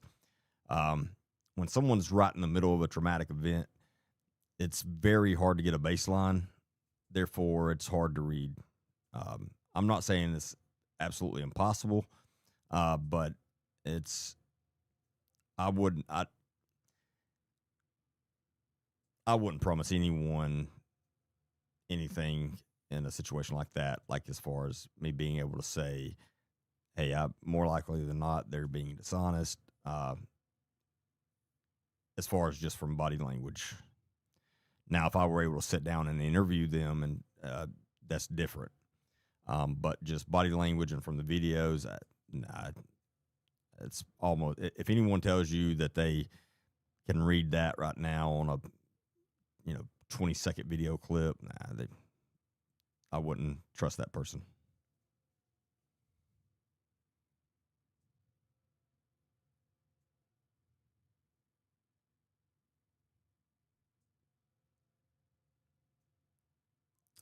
Britt, yeah, I'm looking for it right now.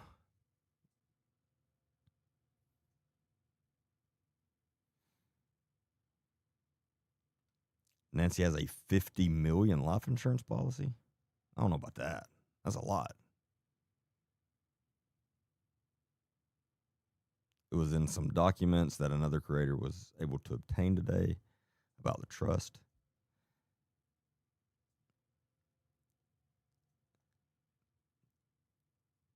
Britt, I would really appreciate it if you could message me where I could find those. I'd be very interested to look and see exactly what is showing all that. Uh,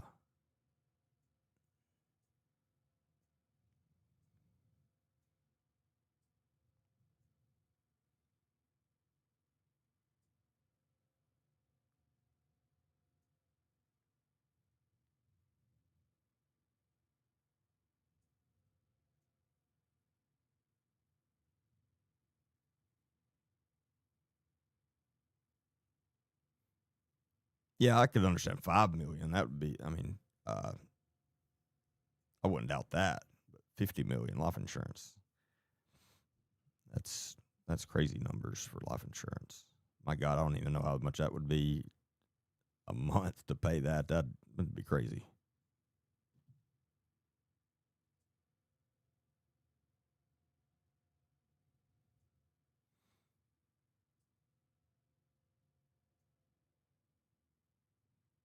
I tell you this, I wouldn't let anybody take out $50 million in life insurance on me. I'm not that valuable, so I would know if somebody was doing that, my life would not be safe.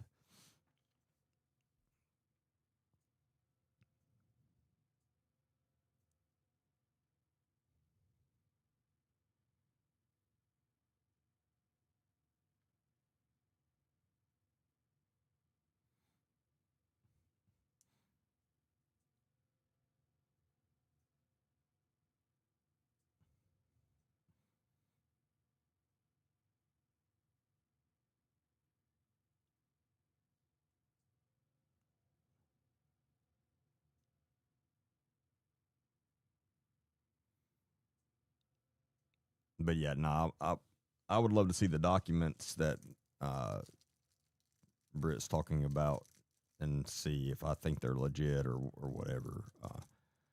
Because it'd be very hard for me to believe there's 50 million in life insurance.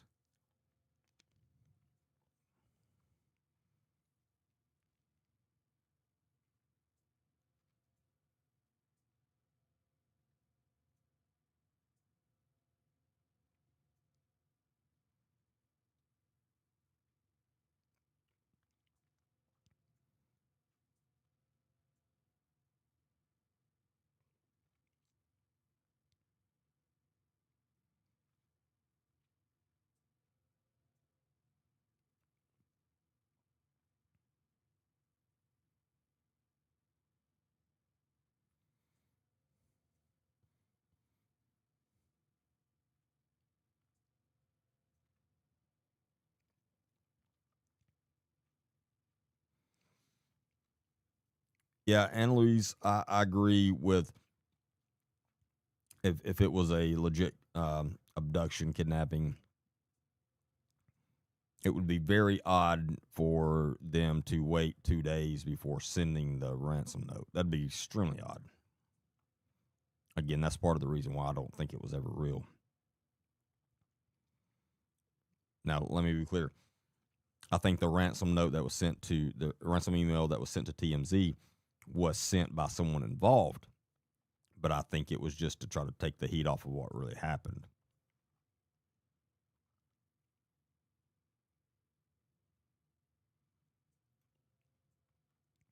But you got to put yourself in the criminal's shoes. If you've planned all this out, and especially it's not smart, like has been said numerous times, to abduct a 84-year-old with major heart problems in the first place. That's a lot. That's a lot of work to keep her alive. I mean, that's complicated. So that on top of if you planned this out and you knew what you were doing, you're not gonna I don't see you waiting 2 days to send that ransom. You're going to want to get this over with as quickly as possible. So you're going to send that ransom, either immediately or maybe not immediately, but you may you'll give yourself some time to get to where you're going to be, but you're not going to wait 2 days. So you may wait 12 hours, possibly. Probably not even that long, but you're going to want, again, you're going to want this to be over with as quickly as possible. So waiting 2 days that'd be very strange.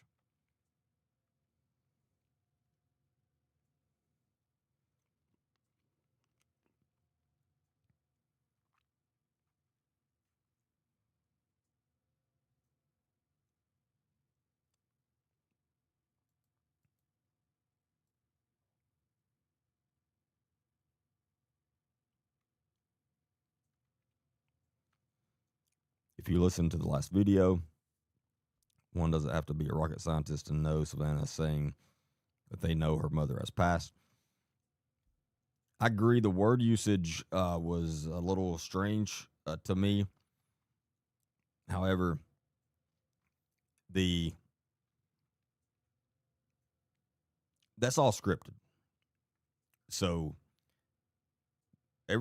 what Savannah said in that video is more than likely was completely scripted by the FBI.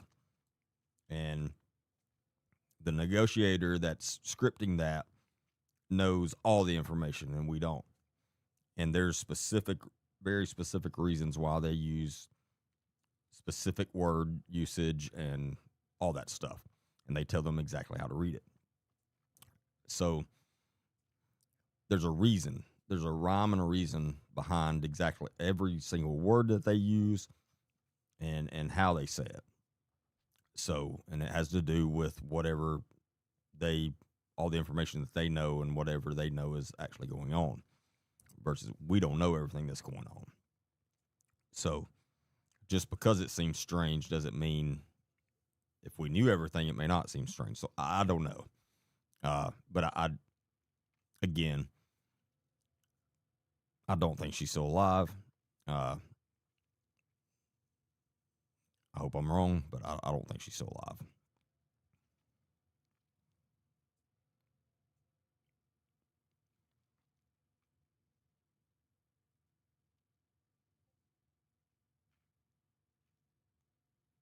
Yeah, I don't think she was ever. Again, from the beginning, I've thought this was something else, and they're making it look like an abduction and ransom, and just to try to throw the heat off of what actually happened.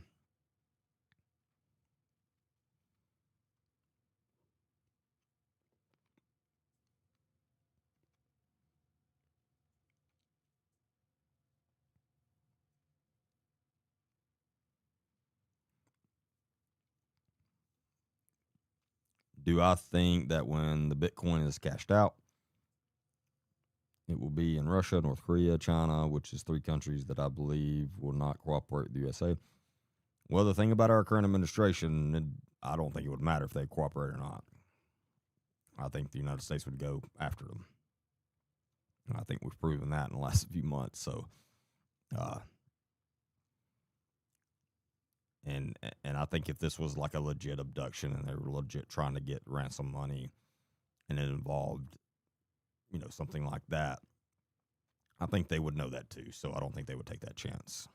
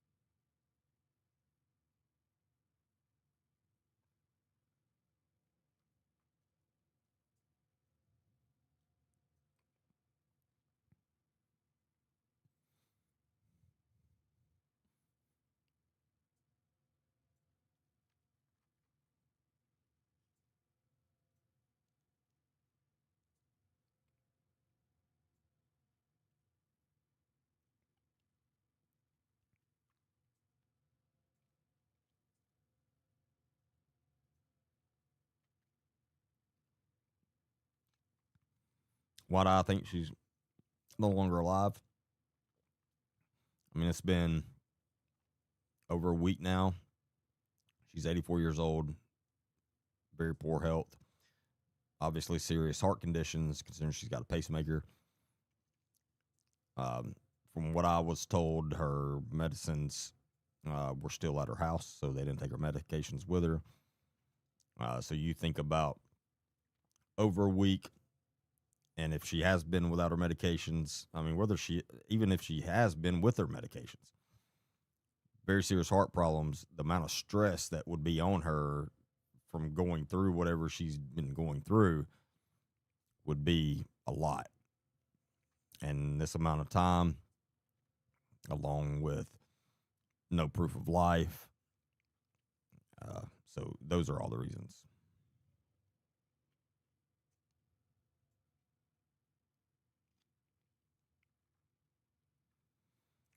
I don't think she could have been killed earlier in the night um, due to the pacemaker, them seeing that spike in the Now, I'm not an expert in the pacemaker stuff, so I may be completely wrong on that theory. But I know they saw a spike in her heart rate at around 2 a.m. Now I know just because if you die, your pacemaker still works. I know that, but I think that would the the data relayed through the internet from that would tell, hey, something's wrong, and that didn't happen from what we know. So I think she was still alive around 2 a.m. Now, once that pacemaker disconnected from the Bluetooth via her phone, then probably not.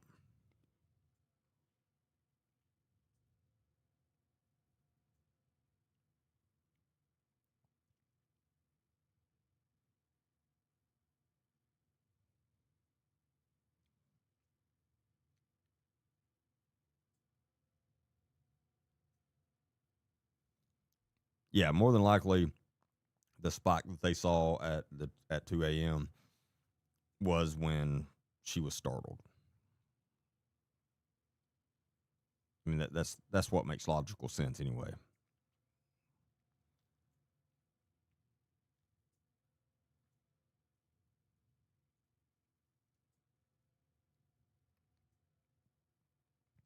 Don't be going here talking about that white band again. Just trying to get me riled up.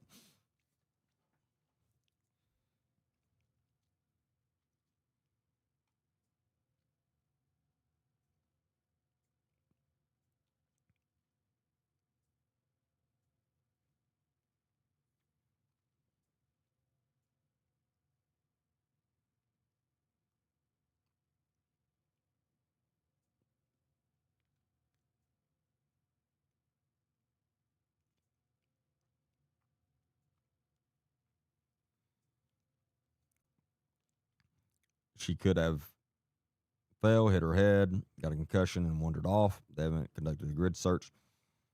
Yeah, but you do have to take in consideration the ransom note, the ransom email that was sent to TMZ. Now, as I said, I think it was just sent to try to take the heat off of what really happened.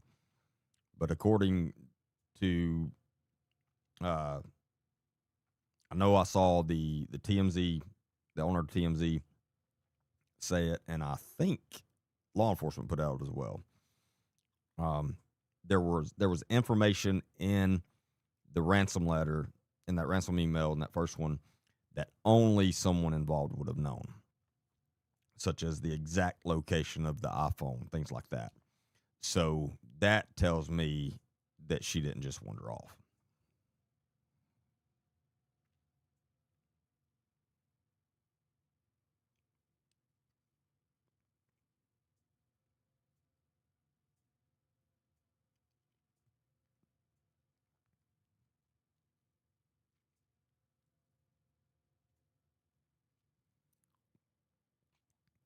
Where did you hear that ICAC was there talking to a kid, Ryan?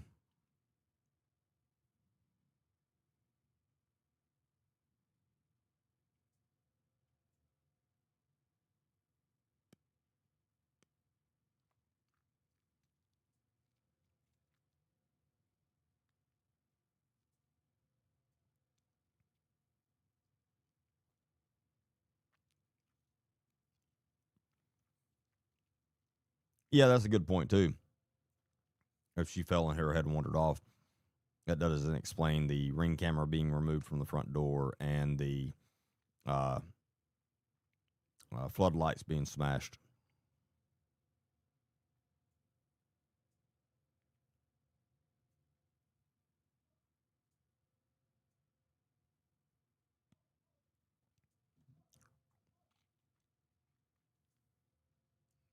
Do they need a judge to get an arrest warrant?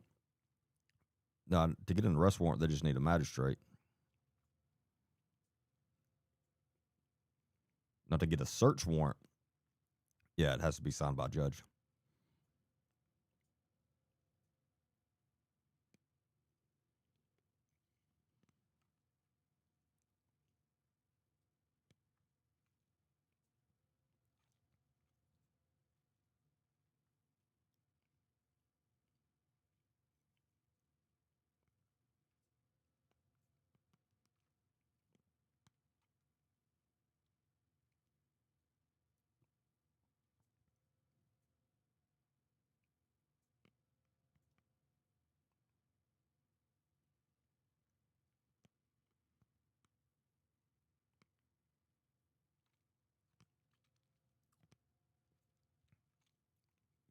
FBI told today that the family is going to go after people for slandering their name. So if I was you, I would not make mention nobody's name because they're mad. I'm just stating what's being reported.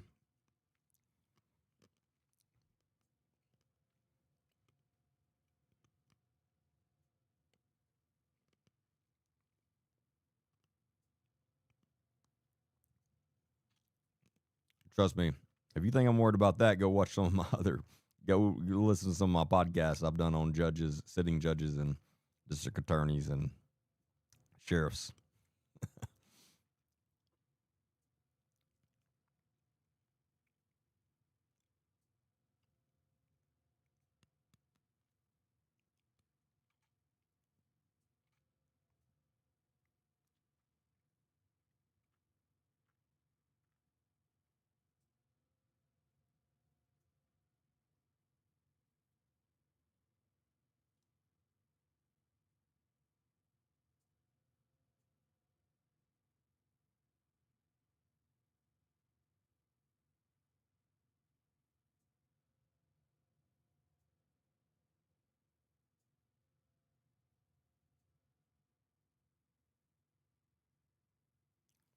But yeah, I'm not stating anything to be fact.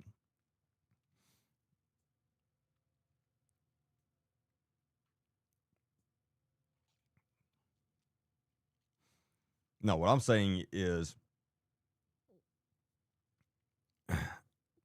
the more likely than not, the authorities believe someone that resides in Annie's house is involved. And I come to that conclusion based off of the them executing a search warrant at Annie's house last night, which means they would have had to have probable cause to get that search warrant. And they were in there for over 3 hours taking tons of pictures and what looked to be removing some items from the house, which would theoretically be some type of evidence or something they would believe is possibly evidence.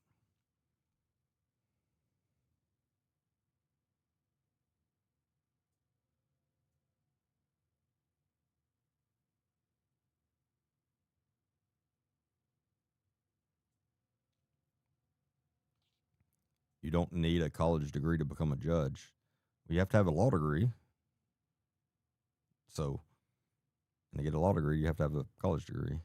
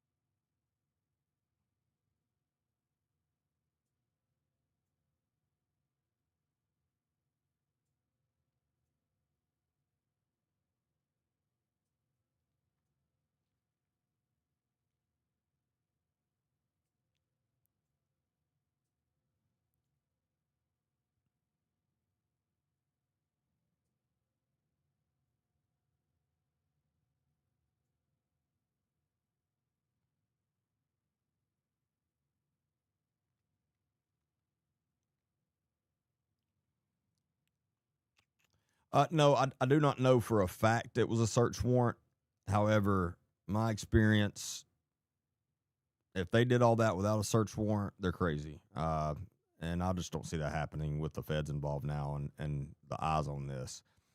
Even if they were given permission to, you in that situation, you're going to go get a search warrant. I mean, every time. Um, so that's what I'm going off of. So, yes, there is a chance they did not have a search warrant, but if they didn't, then I have no hope in this getting solved because that would show very inexperienced and with the agencies involved, and I don't see that being the case. So,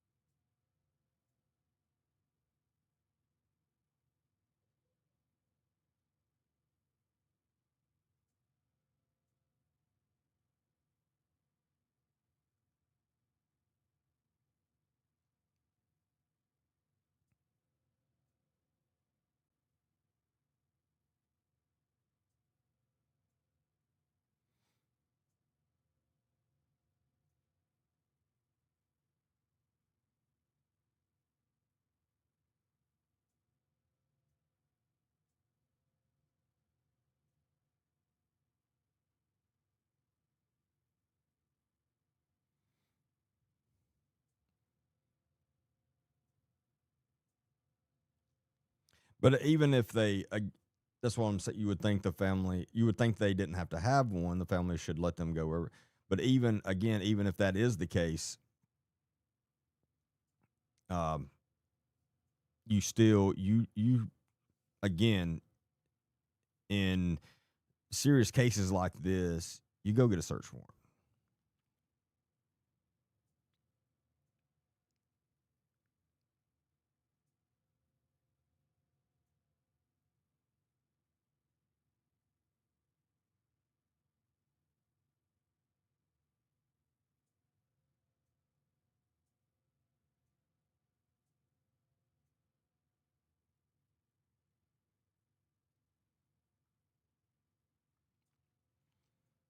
Well, Ryan, not the sheriff should not have been at the game last night. Um, it was it shows very poor judgment on his part. Again, even if he didn't have anything, any kind of work to actually be doing at that time, you would think he would have enough uh, sense to know all the eyes in this entire country are on us right now. Probably wouldn't look good for me to be out relaxing at a basketball game. So it, like I said, it shows very piss poor judgment on his part, which makes me question a lot of his judgment. That was not smart. That was just not smart. Again, I'm not saying he's the worst person ever for going to the game or anything. I'm just saying it was a stupid move.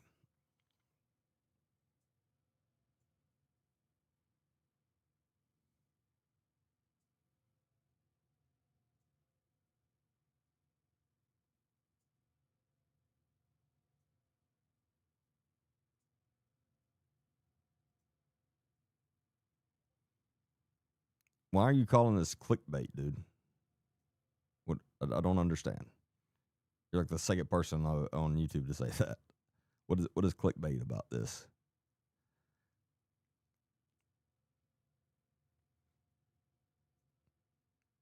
Garbage channel, he said. This is a garbage channel. Well, thank you for your opinion. I respect your opinion.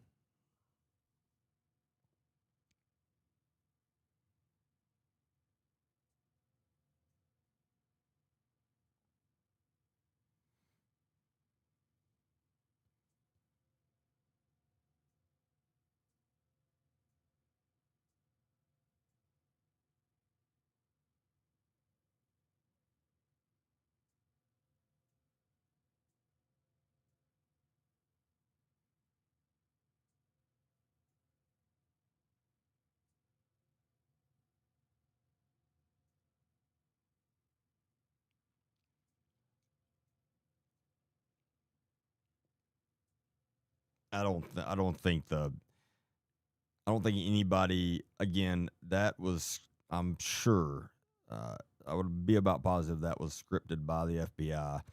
And I don't think they were sitting around saying, hey, let's quote a line from Silence of the Lambs. I don't think that at all. You're talking about like 4 words. And then what we talked about last night, what I was thinking about is on top of it just being 4 words or 5 words, whatever it was, very short um, phrase. The with that movie, when the movie was made, they would have hired. I'm sure they had some type of negotiation experts uh, consulting, during the film, as all the big Hollywood films do, and that could be something commonly said in those situations, depending on what exactly is going on.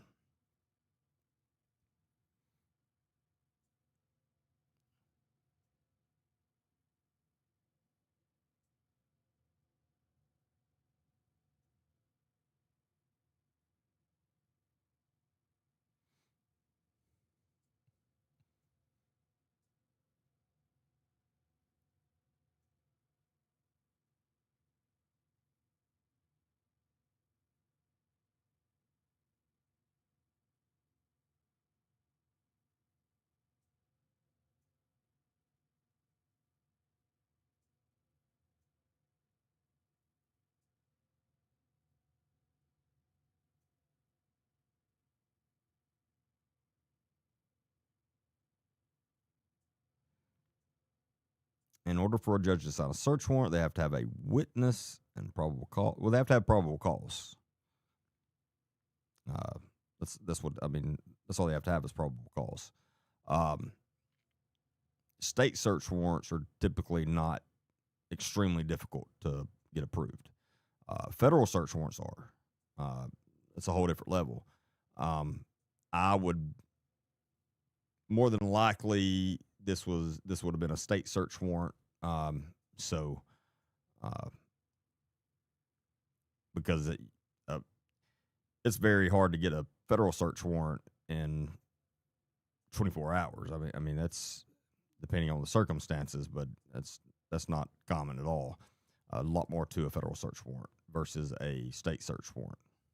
But you just have to have probable cause.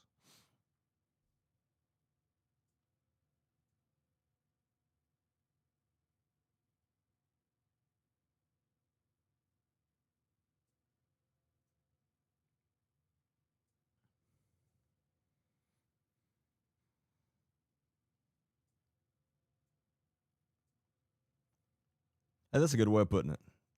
Uh, Leftist Linus. I think some of you have it backwards. The FBI didn't quote the movie. The movie script quoted FBI protocol. Yeah, that's very positive. And that's a better way of saying it than I was saying. I was making it a little more complicated. Yeah, that's a good way of saying it.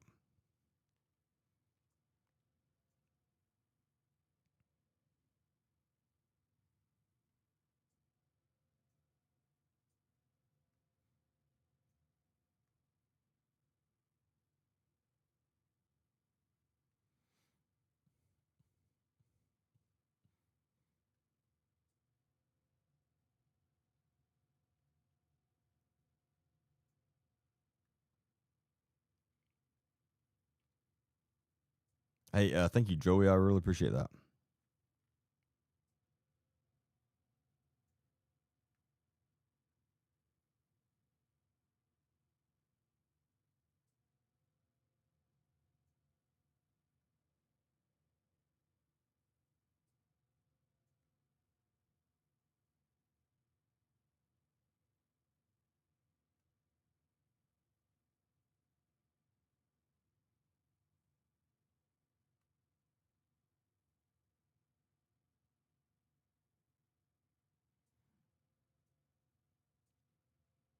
Noble, one, I don't know if you're arguing with me or if you're just making a statement. I mean, you are correct. That's the Fourth Amendment. Um, I'm telling you how search warrants really work. I've written over 1,000, well over 1,000. Um, so I'm just telling you how the real world works.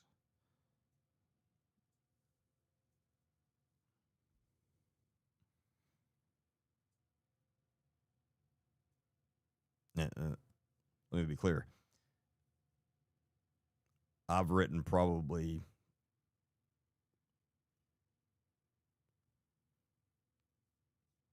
maybe 15 to 20 federal search warrants. I've written a ton of state search warrants. Again, over 1,000 in all. I'm sure well over 1,000.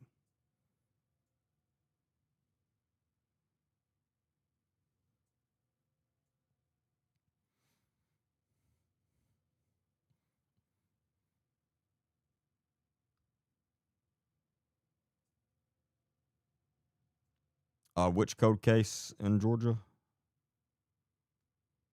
I can tell you, I'm not following any case in Georgia right now. So, but tell me what case it is, and I'll look into it.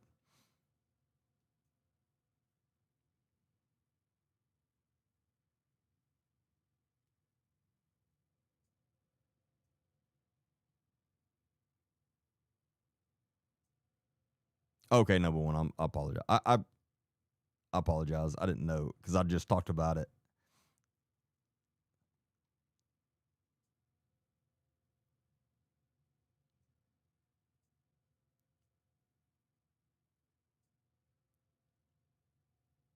But yes, I mean you are definitely correct. Everything you said is correct for sure.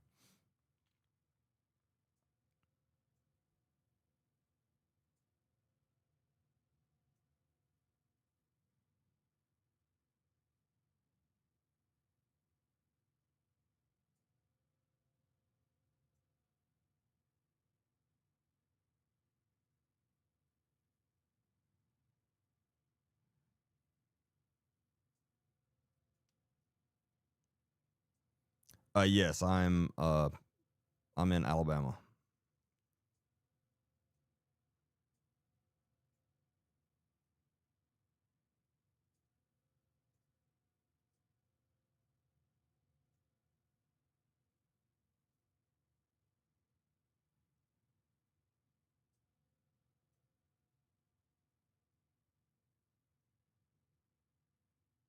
How many of those were failure to appear? What are you talking about?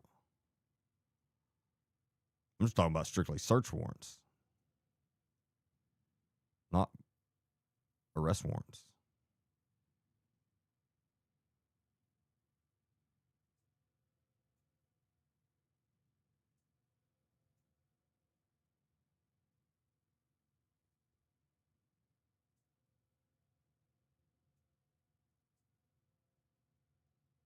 Yes, I've written tons of search warrants before.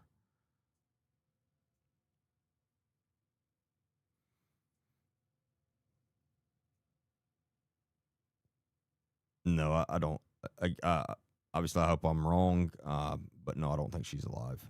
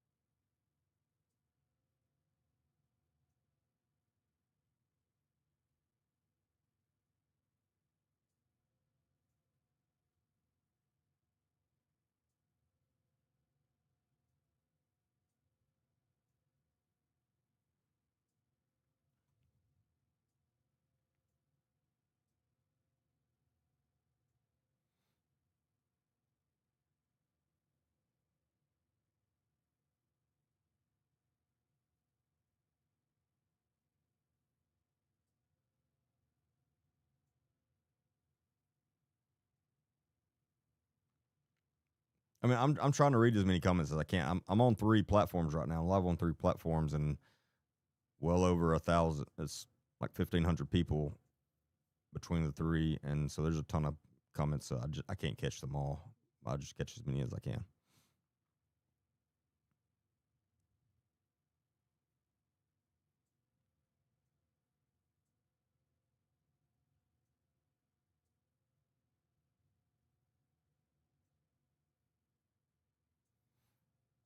Yeah, state search warrants are, you can get those any time of day. I mean, I've woken many of judges up in the middle of the night to get them to sign them.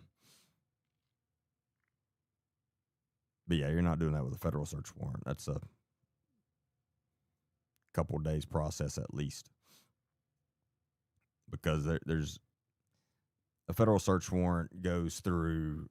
I mean, it goes through a couple AUSAs first, at least, and it goes through your supervisors, then a couple AUSAs, and then they'll send it back and critique and hey, change this or add this or whatever, and it's a long process versus a state search warrant. In most places, is the detective writes the search warrant, and depending on where you are, sometimes you go through a district attorney or state's attorney, and they review it first, then goes to the judge. But my case, I always went straight to the judges.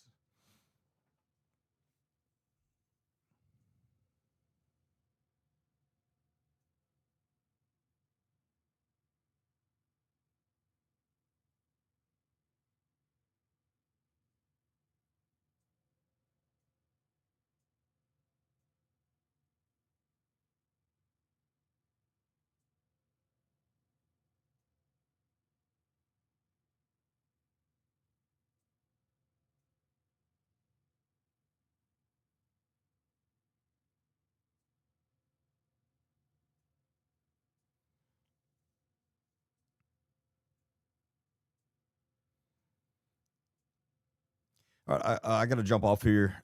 It's way past my bedtime. I'll be back live tomorrow on everything at 8 p.m. So make sure y'all catch that. If you're not following me, please follow me on whatever platform you're on right now. And you can catch my full podcast on all my full podcasts are on YouTube, Rumble, Spotify, and Apple Podcast. My short videos and things like that are on TikTok, Facebook. But my full podcasts are on those. I appreciate everybody being on here. And I'm sorry. Thank you for asking that. 8 p.m. Central. 8 p.m. Central. I appreciate everybody being on here. I've enjoyed the conversation. And if we don't have the same views, then I welcome you. Honestly, I enjoy debating with people in very professional ways. If you resort to name calling, then I'm not involved in that. Intelligent conversation, though, I'll have all day, and I enjoy it. That's how I learn. So I enjoy talking to people with other views and things like that as well. But I appreciate you all, and I'll see y'all back tomorrow night.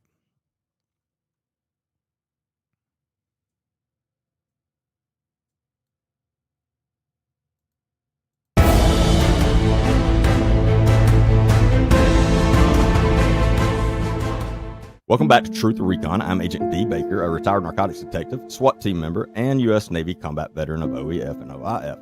With years of real-world experience in high-stakes environments, I have seen firsthand the dangers that lurk both in our communities and now increasingly online. These conversations can get raw, they can get heavy,